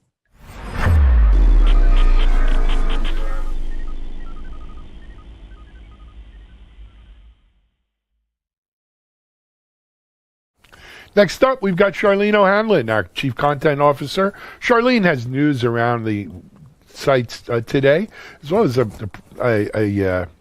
really short webinar preview. We don't have a lot of webinars this week, but the ones we do have are pretty good. So she's going to give us a a shortened version of that. And she also has a conversation with Rod Molina of Gorilla Logic. Here now is our Chief Content Officer, Charlene O'Hanlon. Hey everybody, happy Monday. Today is Monday, December 21st. I'm Charlene O'Hanlon and I am here with the Monday edition of the news headlines. First up on DevOps.com is an interesting take on gaming in the holiday season, or more accurately, how game developers can survive working crunch time remotely. The holiday season is always a stressful time for game developers because that's when a lot of games are scheduled for release. This year presents a unique set of challenges to folks in the gaming industry and in the dev space at large because of the pandemic and the shift to remote work. How the world's first ever work-from-home gaming crunch time will affect actual release schedules, workflow, collaboration, and game quality remains to be seen. I guess we'll know soon enough. This article offers up 6 tips to help organizations get through the holiday crunch successfully. They're written with gaming companies in mind, but they are relevant for any organization with a crunch time, which is pretty much any organization. Next up, we have an article that looks back on 2020 at the major events that have impacted cloud adoption. The first is a gimme, the pandemic, but I would argue the pandemic actually was a catalyst for increased cloud adoption, as organizations moved more of their applications and workloads to the cloud to not only enable their employees to remain productive, but also to increase the efficiency of their apps and services. As a result, we saw continued dominance of the big 4 cloud providers, AWS, Google Cloud, Microsoft Azure, and Alibaba Cloud, and an increase in the use of serverless and container technologies. This article lists some other trends as well, and in my opinion, they are all rooted in some way to the new way of working as a result of the pandemic. Definitely an interesting read. In news, Morpheus Data has added a turnkey edition of its hybrid cloud platform that it is aiming at the mid-market space. The mid-market traditionally is a victim of Goldilocks syndrome. Everything is either too big or too small, and so it's pretty much an underserved space. In the mid-market, organizations often have a small IT department, but certainly not the person power to handle complex technology integrations or cloud implementations. Morpheus hopes to capitalize on that barren space through its Morpheus Essentials offering, which the company has priced at $16,000 and can be deployed on VMware, Nutanix, AWS, Microsoft Azure, and Google Cloud Platform, and it plans support for Kubernetes in the future. The company also updated its core platform to include new features such as support for a plugin framework that provides integrations with nearly 100 cloud services without requiring DevOps teams to write code. The idea is to reduce the level of friction that IT organizations find when they're trying to centralize the management of public clouds and on-premises environments. Over on Container Journal, we have an article about a vulnerability that affects Kubernetes versions, all Kubernetes versions. The vulnerability is CVE 2020-8554, and it's making the rounds, and it has the ability to allow authenticated but malicious users to remotely bypass security restrictions. This article details how the vulnerability works, and it's a fascinating read if you want to understand how a flaw in code can have such a major impact on its security. It also underscores the need to include security in all phases of the development lifecycle, as it is possible vulnerabilities can be introduced at any place in the CI/CD pipeline. We touched on that in another article last week. Virtual patching is one methodology touted as a way to help reduce or mitigate these types of threats, as it protects runtime assets such as containers and hosts by eliminating opportunities for existing vulnerabilities to be exploited. With virtual patching, it's not necessary to update or replace the running asset to apply patches. It simply can block suspicious or malicious activity, anything that is outside of what is considered normal and acceptable application container behaviors. As container security becomes a greater issue, which it will as more organizations adopt serverless and cloud-native infrastructures, virtual patching and other ways to secure container environments will be an increasingly larger part of the Kubernetes conversation. I think 2021 will be a watershed year for cloud-native security. All right, over on Security Boulevard, we have an article that breaks down the recent SolarWinds hack and subsequent supply chain attack that impacted a growing list of its customers, including FireEye and different U.S. federal agencies. This is bad, and all signs are that it's a lot worse than we've ever seen before. Entire swaths of our government have been compromised by what researchers believe is the Russian hacking collective known as Cozy Bear. And who knows what information they currently have and what they plan to do with it. It most likely will be years before we see the full impact of this data breach. This article takes a look at what happened, how it happened, who's affected, and what organizations should do, even if they're not impacted. Finally, we have an article that looks at the continual problem of securing IoT devices and a movement by manufacturers to address that. The initiative is called Project Connected Home over IP, or Project CHIP, which launched last December and includes heavy hitters including Amazon, Apple, Google, and the Zigbee Alliance. The aim of the group is to develop and promote a standard for interoperability that emphasizes security by defining a specific set of IP-based networking technologies for device certification. The goal is not only to improve compatibility, but also to ensure that all data is collected and managed safely. Dozens of smart home manufacturers, chip manufacturers, and security experts are currently participating in the project. The group is still hard at work at developing a standard, but the effort demonstrates that manufacturers can come together to improve device security without needing the government to step in and force them. Security of IoT devices is a major issue, and as work from home continues, I expect it's going to grow only larger as security threats increase. All right, that's all that I have for today's version of the news headlines. Check back tomorrow when I'll have a fresh batch for you. Until then, have a great day and stay safe. This is Digital Anarchist.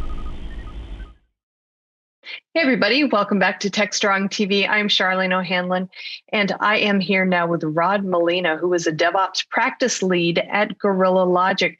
Rod, thanks so much for joining me today. I appreciate it. Thank you for having me. Great. Tell me a little bit about Gorilla Logic.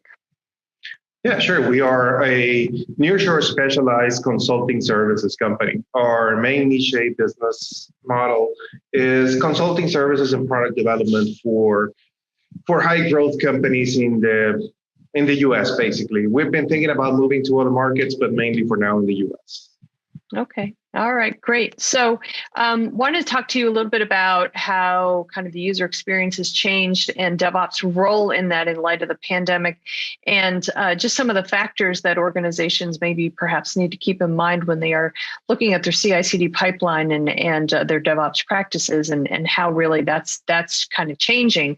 So can you tell me a little bit about what you're seeing kind of in the space, especially as it, as I said, it pertains to user experience in DevOps, maybe over the last couple of months? What's changed?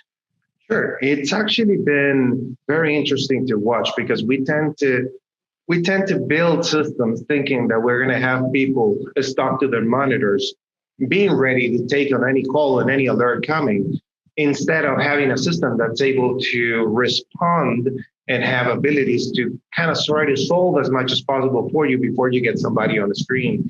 Because the fact, and I think what's really affected most of our operations right now is that people are no longer working the same way we were working before. The reality is that we're not.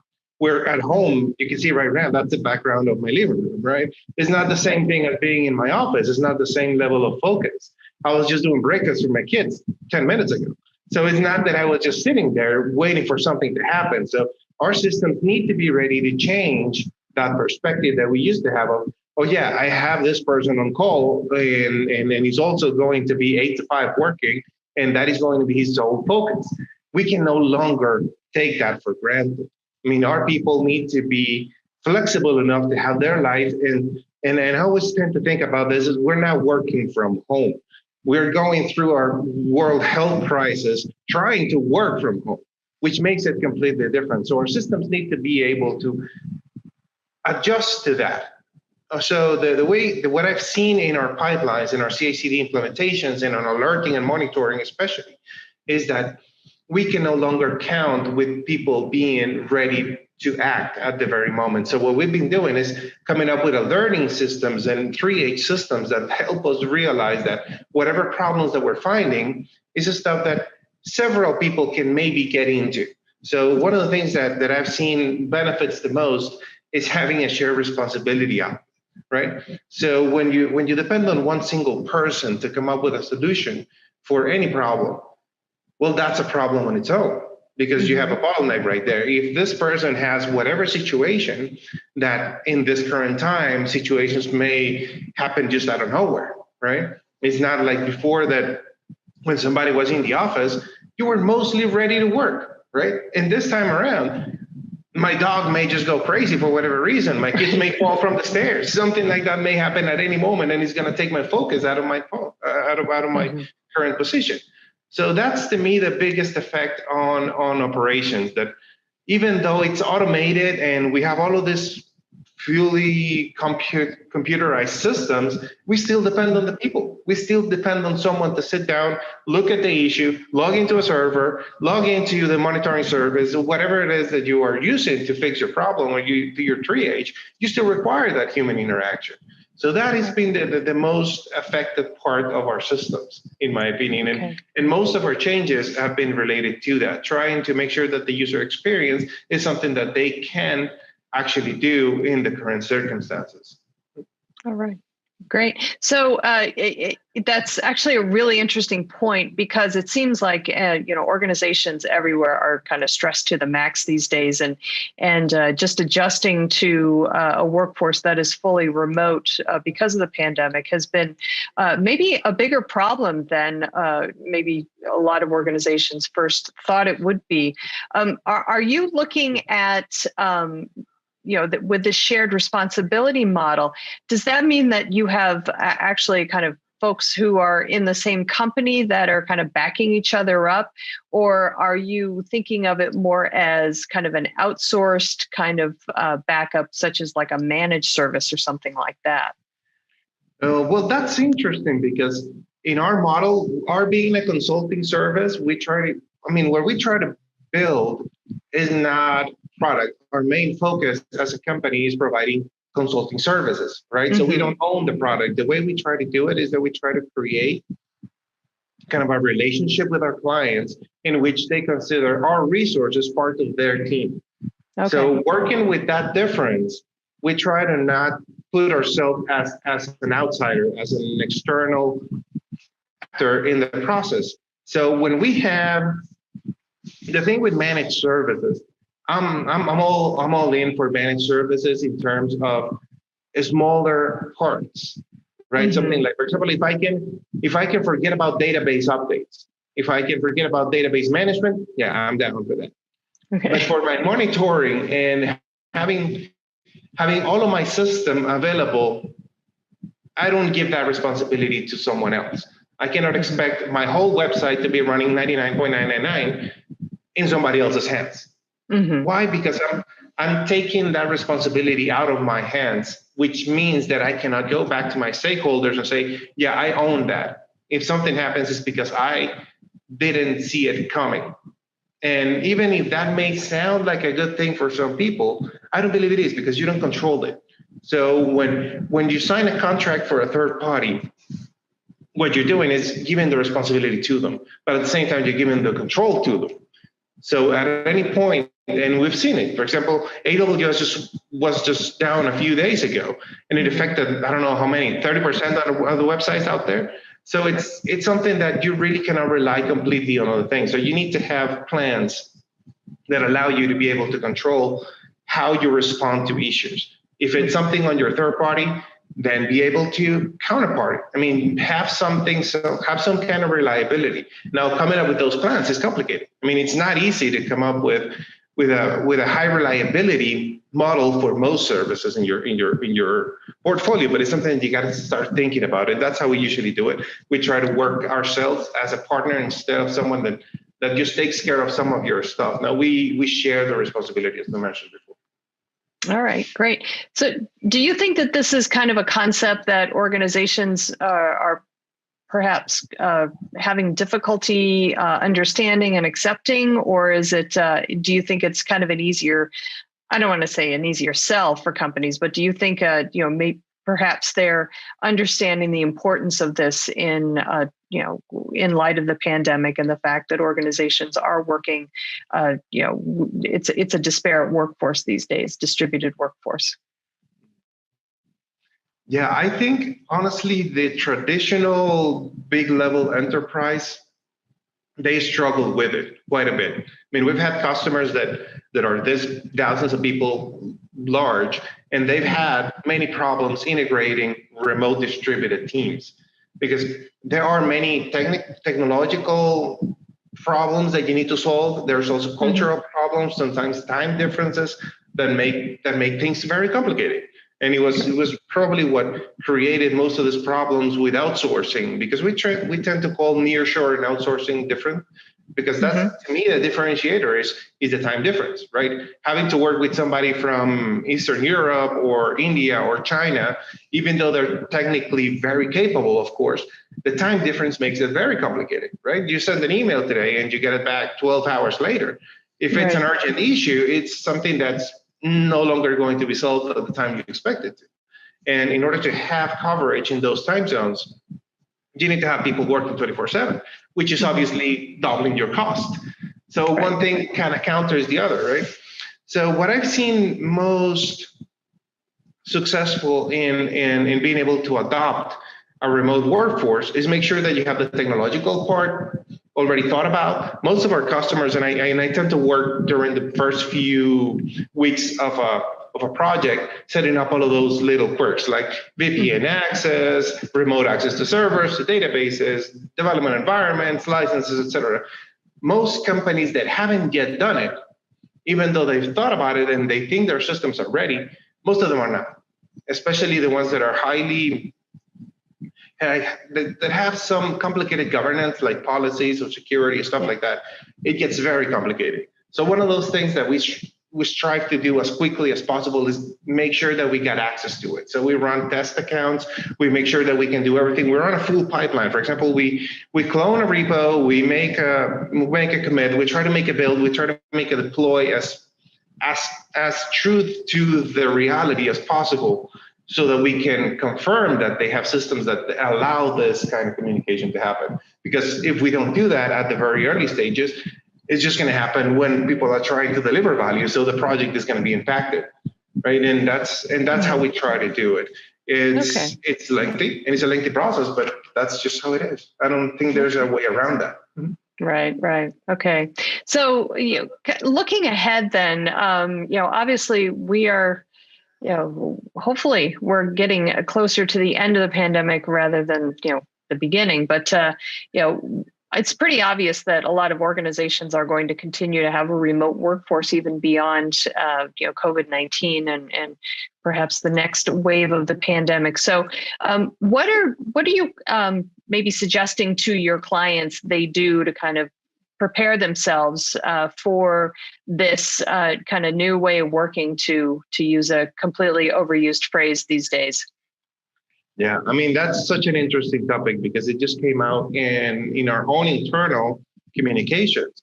The idea of not only working from home, we were already working from home, but right now there's this new thing, work from anywhere, coming out, right? This work from anywhere actually changes the game significantly, because you're telling your people that you are first going to be working from home indefinitely, because that's usually what's happening. Many other big companies are doing it. I think Google was doing it, Microsoft did it, meaning you can work from home at any time. You're no longer required to go to the office. So what stops people from thinking, okay, can I work from Nepal? Can I work from Spain? Doesn't make any difference. If I'm not allowed, if I'm allowed to not go to the office, what doesn't make a difference? Well, there is a big difference. There's a time difference, and there's a technological and also restrictions in terms of the stuff that you can move around networks. There's a bunch of policies that need to be taken care of. But that to me is the biggest thing that you need to be and see how most of these issues continue being more culture-based than technological-based, right? Because right now you can access a website that's hosted in Japan from anywhere in the world, and you won't have any problems. I don't think this is a culture. I don't think this is a technological problem. The problem is a cultural problem. And the same thing happens for CI/CD pipelines and everything. You need to make sure that your system is accessible for anyone, anywhere, at any time during the day. And to me, honestly, technologically, that is not complicated, but we need to start thinking about policies and legislation that allows for this kind of thing. I think what's happened with COVID is the pinnacle of globalization. This is when we actually saw it happening and we're terrified of it. And I think we should be, because when we started thinking about all of this trade deals and everything that opened borders around the world, we never imagined it was going to get to this point where everybody was really distributed. We were no longer having contact with other people. And as against nature that may sound, it is our reality now. And it's going to be for easily a good part of the 2021, even though we are starting to vaccinate people and having all of these things outside in the world, is not going to change things just from one day to another. Things are going to remain like this, I think, for at least most of the 2021. And what's happening is that you already changed the culture. And that's what's really affecting everything, is that we already changed all of these people. This new generation was already making strides into becoming what we are now, but now it was forced. Our hands were forced to make it happen. So I think what we need to do is just accept it and make sure technologically that we are able to do that, and then legislation is going to have to go through. I agree 100%. And frankly, I think a lot of companies will kind of be better off with a fully remote workforce. There's a lot of internal politics, unfortunately, that happen a lot when you have a bunch of people to get working together in the same building. So I think we're going to see changes in the way companies are structured overall as well. But from a DevOps perspective, Rod, thank you very much for sharing with me your company's insights on how kind of the CI/CD pipeline, the customer digital user experience, all that good stuff, how everything has changed in light of the pandemic. So thanks again. I appreciate your expertise and your insight on it. It was my pleasure. Thank you for having me. Great. All right, everybody, please stick around. We have lots more TechStrong TV coming up, so stay tuned.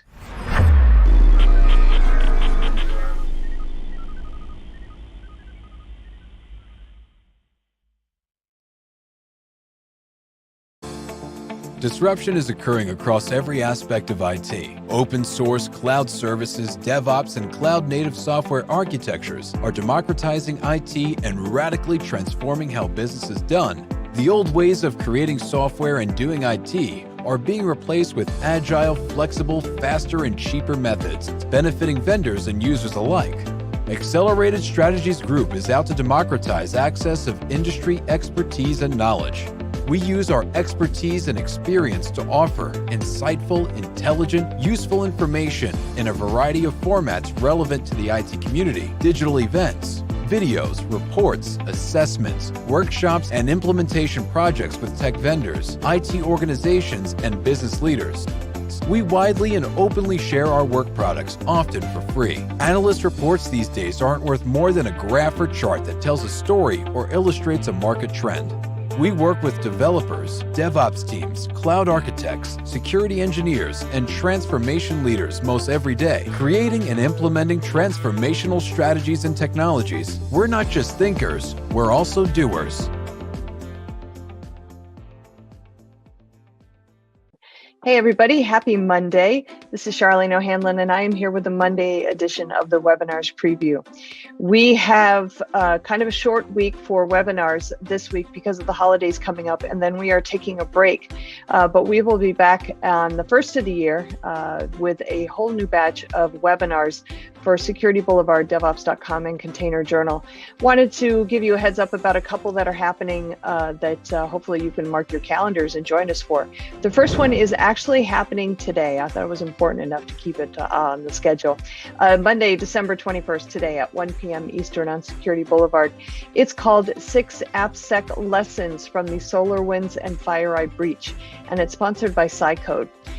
You have probably heard by now, unless you've been living under a rock, that SolarWinds infrastructure was breached, and subsequently the security company FireEye was breached, and that resulted in hacks of or compromise of the U.S. Treasury and Department of Commerce at the hands of what are believed to be Russian hacking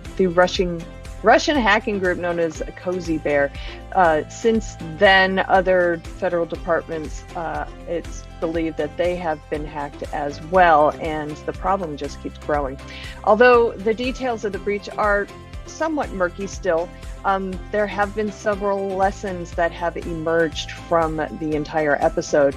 So this webinar will focus on the top 6 AppSec learnings from the SolarWinds incident and provide some concrete steps that every organization can take to ensure the integrity of releases and development infrastructure. The next one is happening in January, Thursday to be precise, Thursday, January 7th at 1 p.m. Eastern on DevOps.com. It's called Modernizing Jenkins CI/CD Pipelines. It is sponsored by Harness. Jenkins, as everybody knows, has become pretty much the de facto standard for continuous integration over the past 10 years or so. But as teams modernize their applications and migrate to cloud and microservices, the ability to scale Jenkins for CI/CD becomes even more challenging. So this webinar takes a look at how Jenkins CI integrated with the Harness CD infrastructure can modernize CI/CD pipelines. Among some of the key takeaways, the fact that CI and CD are 2 different worlds that can be integrated seamlessly. The reuse of Jenkins jobs and scripts is possible with today's leading CD solutions. And cloud-native CI/CD pipelines can be built in minutes and can empower engineers to deploy on demand at any time. Good stuff on that one. All right, finally, the last webinar on this edition of the webinars preview is happening Tuesday, January 12th at 1 p.m. Eastern on DevOps.com. It is called Monitoring Serverless Applications with Datadog.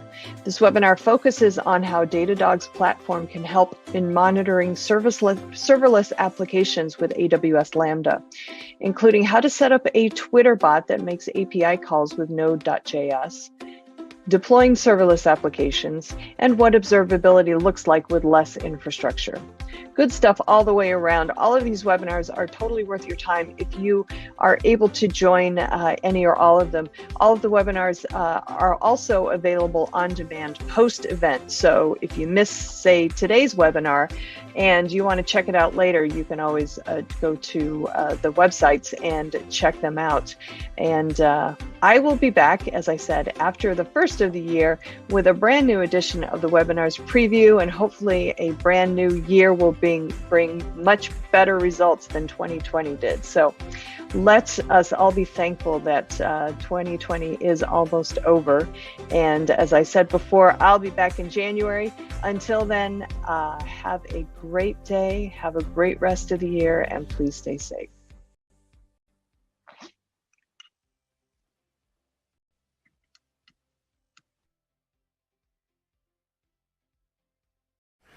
Excellent, Charlene. Thank you so much. Next up, we're going to go to the Analyst Corner with Mitchell Ashley, CEO, founder of Accelerated Strategies Group. Mitchell's Analyst Corner video today is with Ronan Slavin, co-founder and CTO at Cycode. And then Mitchell has 2 demos he's going to show us from our friends at CloudBees on new modules they've come out with, Engineering Efficiency Model and the CloudBees Feature Management Module. So let's now head over to Mitch. This is Digital Anarchist. Well, I'm joined today by Ronan Slevin, who is co-founder and CTO at Cycode. Welcome, Ronan. Good to be talking with you today. Thank you, Mitch. Great to be here. Thanks for joining me. You know, we're talking about a very timely topic, the whole, I guess, integrity of software and what's happened through SolarWinds, very much in the news. And, you know, we know some things, and I'm sure more will be disclosed over time. But before we get to that, because I certainly want to hear more about what you all are doing at Cycode, why don't you introduce yourself and tell us a little bit about Cycode? Okay, so hey to everyone who's watching this. I'm Ronen. I'm the CTO of Cycode, coming to you from Israel right now. Mm-hmm. So the idea behind Cycode is that we felt like that the industry over the past year was focused on securing the application itself, like focusing on identifying security vulnerabilities, identifying vulnerabilities in the application itself. And we feel that like the process of software development has become more complex and become more automated and more sort of controls through the source controls. And we felt like there's a gap there regarding security. So so this is what we started with, and our goal is to like secure the process or the modern process of the software development. And as you've mentioned, it sort of it connects to this SolarWinds incident that had this like aspect of compromising the build itself. Well, good. Okay. So SolarWinds, you know, unfortunate for them, we call this a supply chain attack because, of course, it's compromising code signing, delivering software, and that's how payload was introduced. Or that's our understanding of it. You know, that's just one aspect of course, supply chain of software. There's many elements of that. But what's your perspective on the SolarWinds attack, and what have you heard that I haven't or we haven't? So actually, we've been following the SolarWinds incident real close. I feel like most of the industry did. And to me, what's interesting is that the initial official comment of SolarWinds, they said that no source code was modified, during the attack. And as we're beginning to see new evidence, we're not sure that this is the case. So the technical researchers that at least I saw have a really strong indication that the source code was changed, and the attackers knew exactly how the source code looks and tried to imitate the structure of the source code and the way it looks and the variable names and the functions. So it's interesting to see how it will turn out and what will be like the official responses from SolarWinds.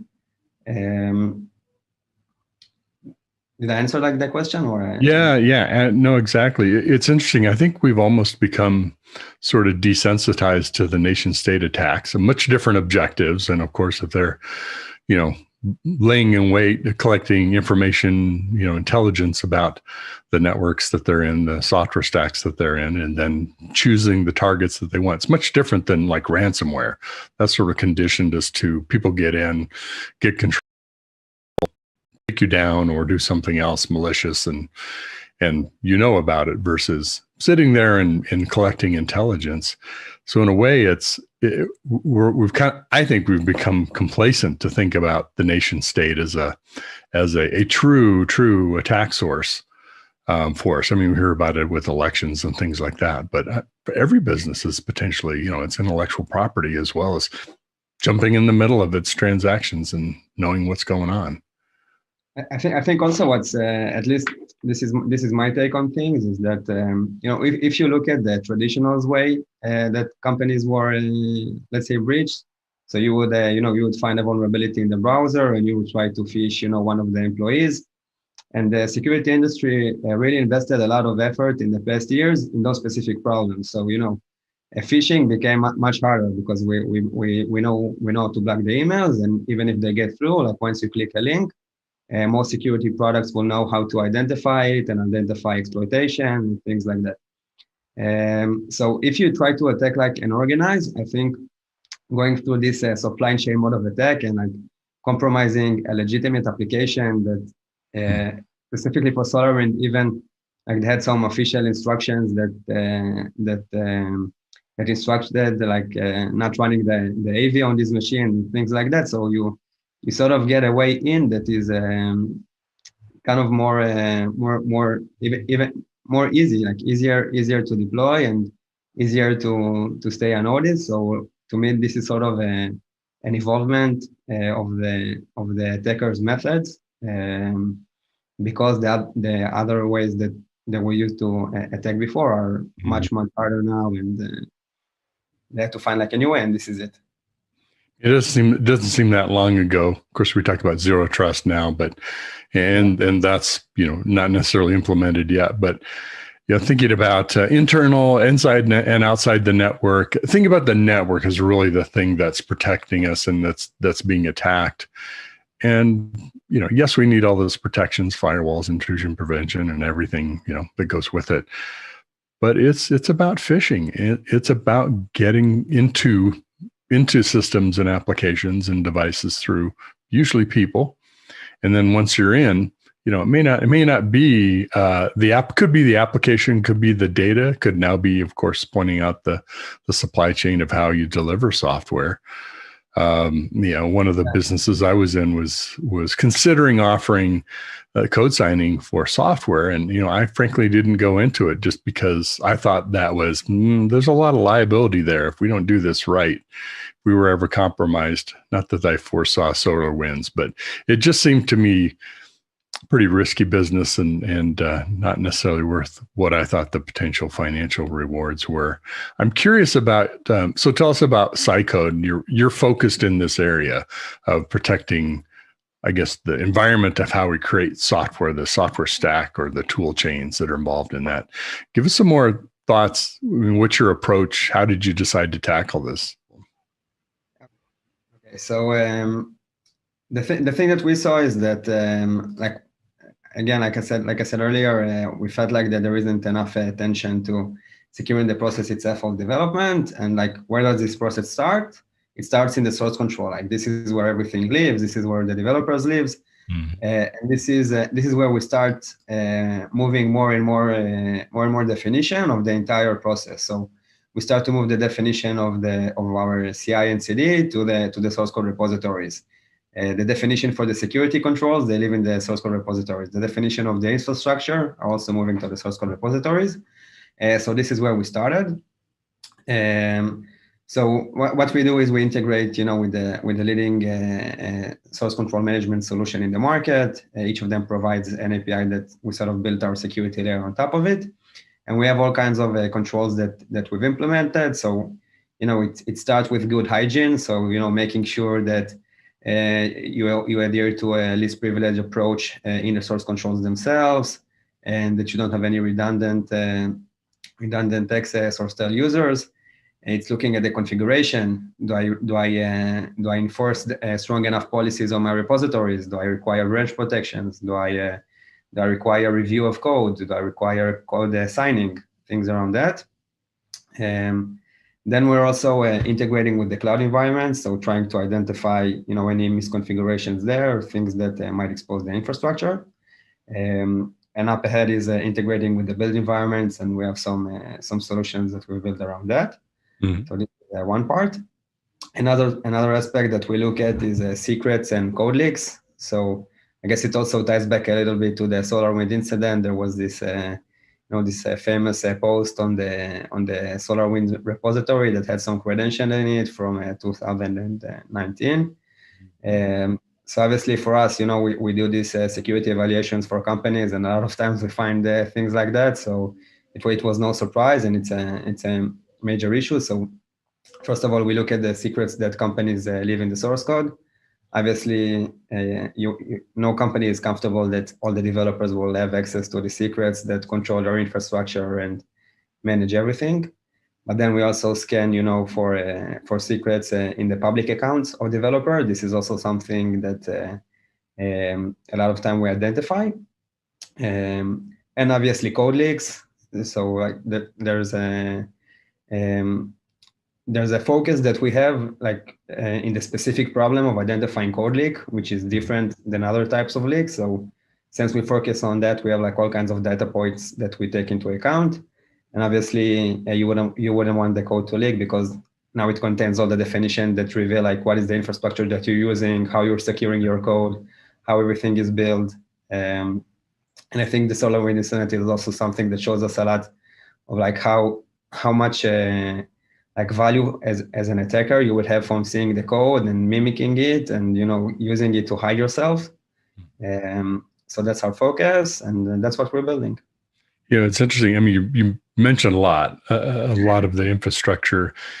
It all starts with the simple things too. You're talking about embedding, user IDs and passwords and source code, and of course, finding those in a source repository is a great way to do that. But with the infrastructure, oftentimes that code isn't checked into a software repository. The configuration code for, let's say, the software stack. So looking for that on the server itself, which often is where it lives, it gets backed up with the production server.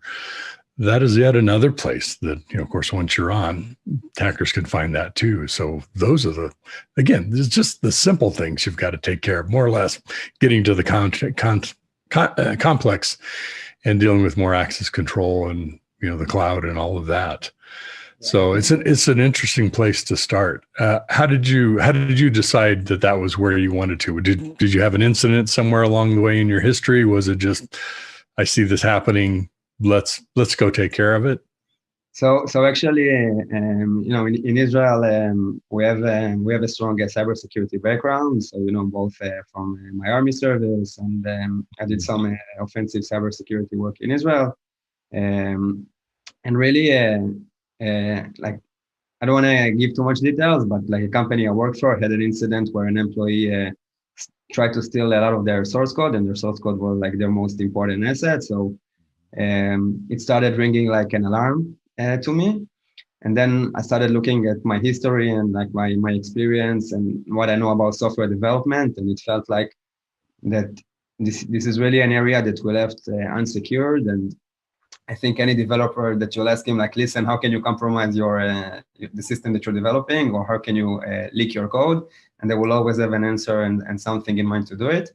So first of all, it's a challenge, because we all know that developers are like a special type of I would say a special type of resource in a company. So usually they would be more permissive on their devices. You don't want to slow them down. They want to run fast. They want admins on their machines. They want to debug stuff. They want to try stuff. So a lot of time they enjoy more access. So coming as a developer and acknowledging the risk that there is in modern development, we wanted to focus on this issue and build something around that. Obviously, like you mentioned, there's a lot in building software and releasing software, and there's a lot of places that we should connect into. So this is what we plan to do, and we also feel like that there's a huge value in connecting to all the dots and like tying the connections between the different stations that code travel. So like identifying, for example, even just identifying, from the code, like how your CI/CD looks like and how you're deploying to the cloud. And I can even automatically identify the update server. And I can do all kinds of verification between the stations themselves. So this is where we're focused, and this is where we're going. It's fascinating. I'm curious to follow your progress, because I agree with you totally. It's sort of like putting the locks on doors and windows in your house, but the garage door is wide open and nobody pays attention to that, right? Or some other analogy like that. And of course, SolarWinds helps to bring attention to that. One of the things, and I'm not well versed in all of SolarWinds the issues and such, but one of the analysis that I heard was, I know them as a network monitoring company. That's when I used their products, several years ago, back in the early 2010s or so. And of course, they pivoted to be more of a security software company, or at least extend into that space in the market. But you talked about the security mindset and your background in the military and cybersecurity in Israel. it is a completely different mindset. It isn't just let's be a security company today and let's, take that on. Now you have to be extremely serious about your own security, or you have no credibility as a security provider, security company, managed service, any of that. I think you lose all credibility when you do something that. It's like in Spider-Man, like, they say with great power comes great responsibility. So, when you're a security vendor, you run with privileged access. So SolarWinds had access to a lot of credentials inside the environment. So there really is a lot of power that you get, and there is a lot of trust, and you have to make sure that the trust that is granted to you by your clients is something that you take into account, and you have to secure everything. And again, I don't think it's a problem that is unique to SolarWinds. I think like the entire industry, we leave our build processes a little more exposed. We've been focusing on other areas in the past years, and it's okay.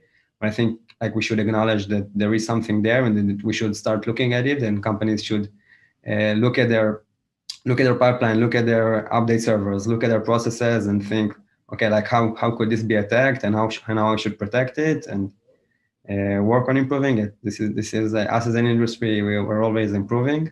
So. Well, hopefully this will get a lot more attention, and assuming it does, that'll help you, of course, too, in your ventures with Cycode. Really interested in hearing more about your progress as you move along. Do you have product in market yet, or are you still in beta? You do have product in market. Okay. We have a product. We have already several clients that were installed that. For us trying to protect the source code and like aiming to protect the source code. So, we understand like from their first day that it comes with great responsibility. So, like we've I think almost only like half a year after we started the company, we started like getting certified for all kinds of compliance standard to show that we're secured and that everything is okay. We started immediately with offering both on-premise deployment and cloud deployment so that companies could choose what fit them most. So for us, we acknowledge the sensitivity of the issue, and we try to address it from the first day. But yeah, we have a product already. We could check our website. We have a really cool image there. So great, and you can see your company spelling, but cycode.com, CYCODE. Yeah. Check them out, and wish you the best. Please keep in touch. Let's have you back, and maybe we hear some new progress on SolarWinds, some interesting things, or just hear about progress with Cycode. So wish you the best. Take care, Ronan. Thank you for your time. You bet. Bye.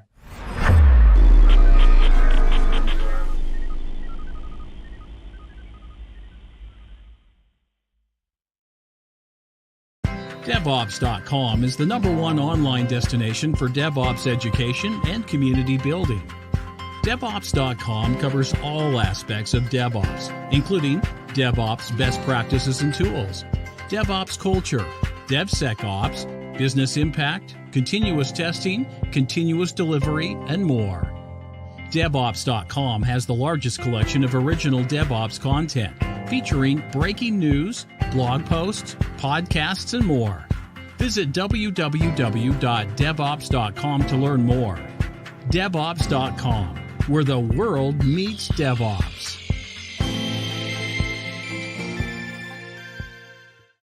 All right, here we are in the welcome screen of CloudBees SDM. What you're seeing in the middle of your screen are the two modules we're releasing, and they're both built on the same CloudBees SDM platform.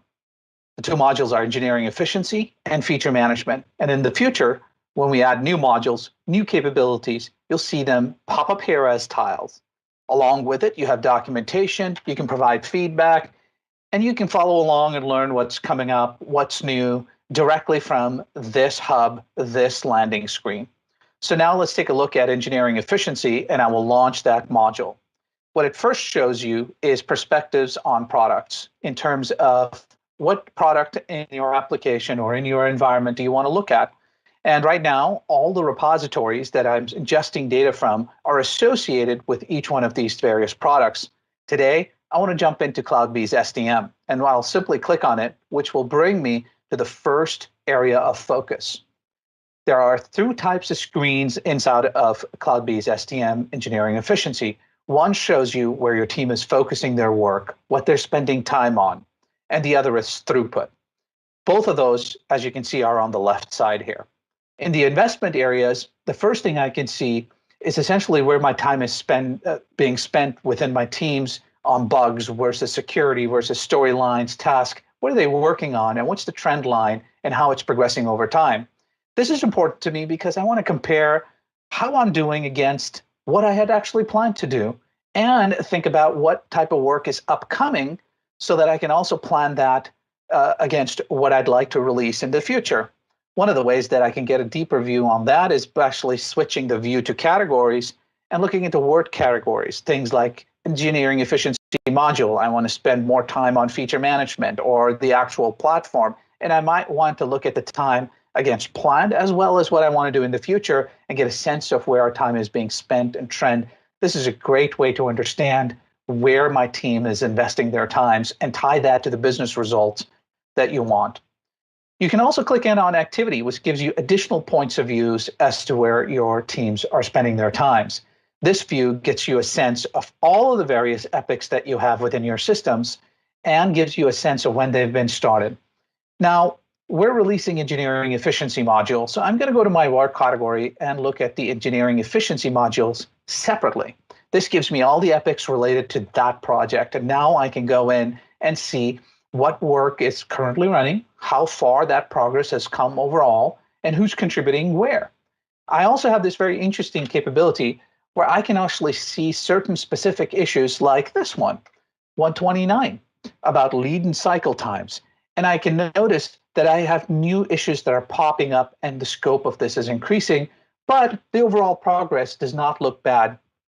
Again, this information gives me a good sense of how we're coming along on each one of these various epics and be able to nip any kind of issues or bottlenecks in the butt as early as possible so to make sure that I'm heading where I need to be against my plan. And if new scopes are increasing and so on and so forth, I have a good idea of when I think it can get done and then brought to market. The next thing I'm going to jump into is CI/CD performance. Here, there's a lot of information about the various builds and the tests, scans, jobs, all your pipelines related to the build pipeline. And here, as you can see, there are certain builds that are running longer than the others. We currently got it filtered by time. And you can see how much time they're taking, how often we're running them, and so on and so forth. And you can adjust based on where we think we need to be. Maybe we run a few less scans, not as often. Maybe you need more somewhere else. And you can also look at some of the failure rates to ascertain whether or not the code is building and passing all the gates that you want it to pass.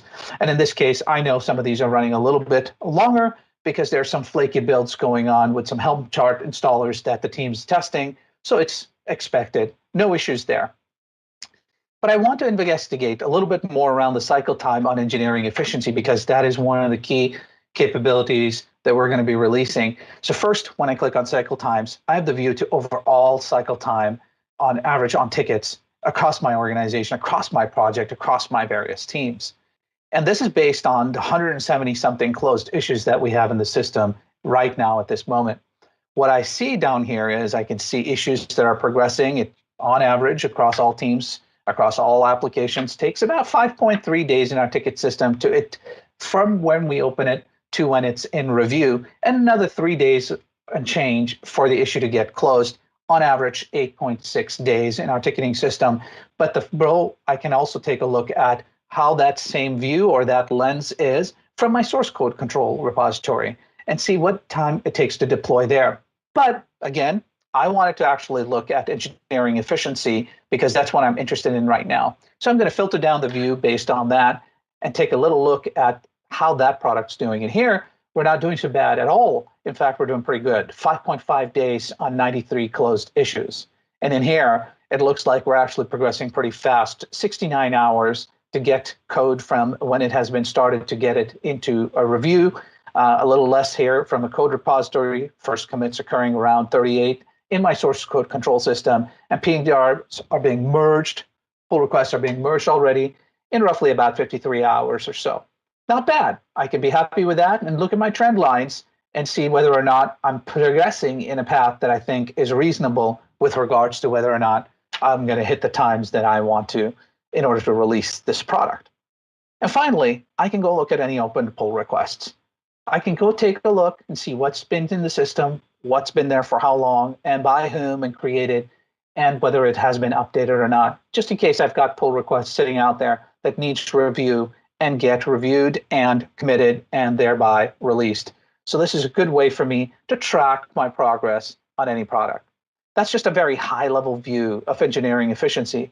There are a multitude of different insights that you can take from engineering efficiency that allows you to have better communication, better information, and more informed discussions, not only with business stakeholders, but also other product stakeholders. All right, we're now going to do our feature management demo here. On the right side, what I have is a window open with my sample application. It's an online music player. It has some artists and some tracks and so on and so forth.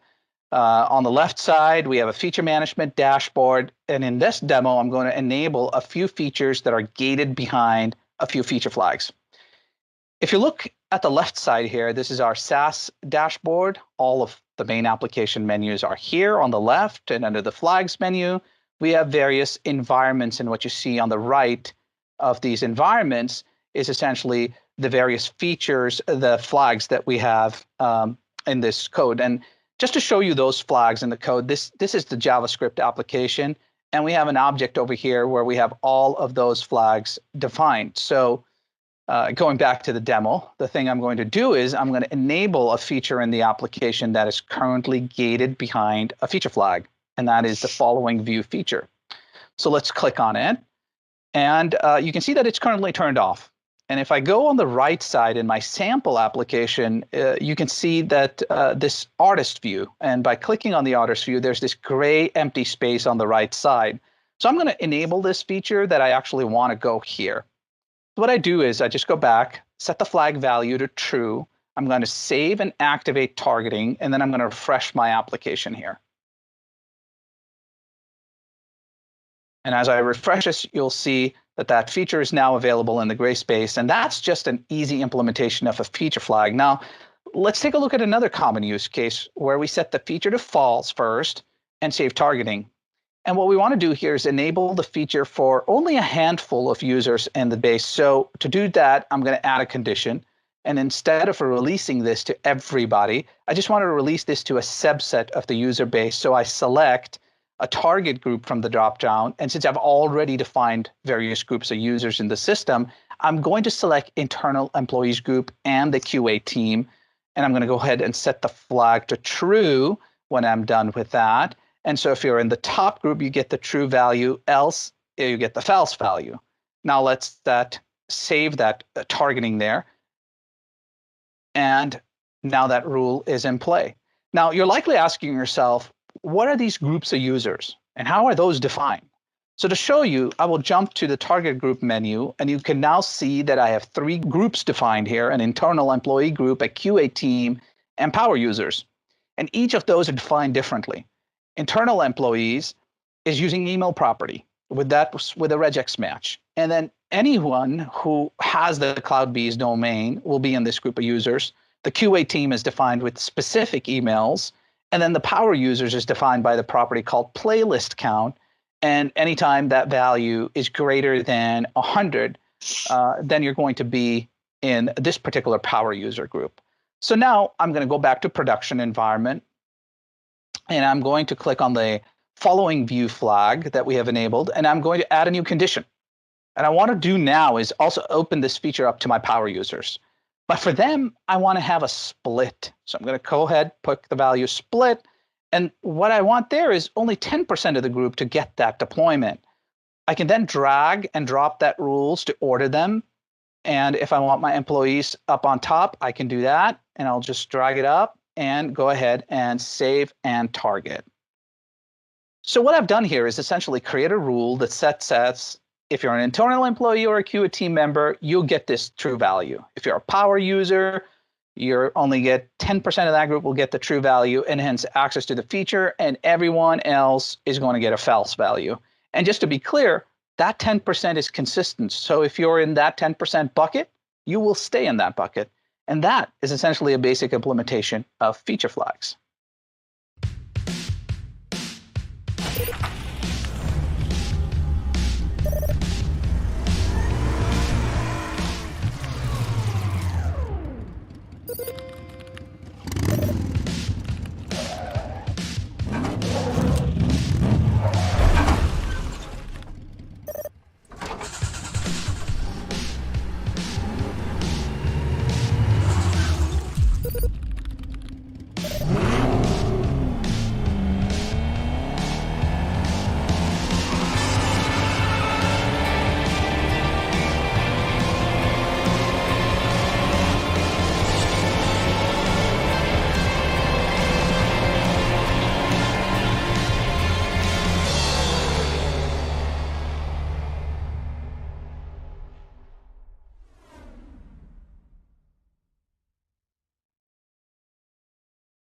All right, that's going to wrap it for TechStrong TV. It's actually going to wrap it for TechStrong TV for 2020. It's been great. We've done 128 episodes of this. It's been great coming to you. I hope you've enjoyed them. We are going on hiatus. We will be back with fresh content on Tuesday, January 5th. So stay tuned for that. But for all of you out there, stay safe, stay well, stay strong, tech strong. Have a great holiday, a great and happy new year. Help is on the way with this COVID thing. We'll be back. This is Alan Schimmel. We're out.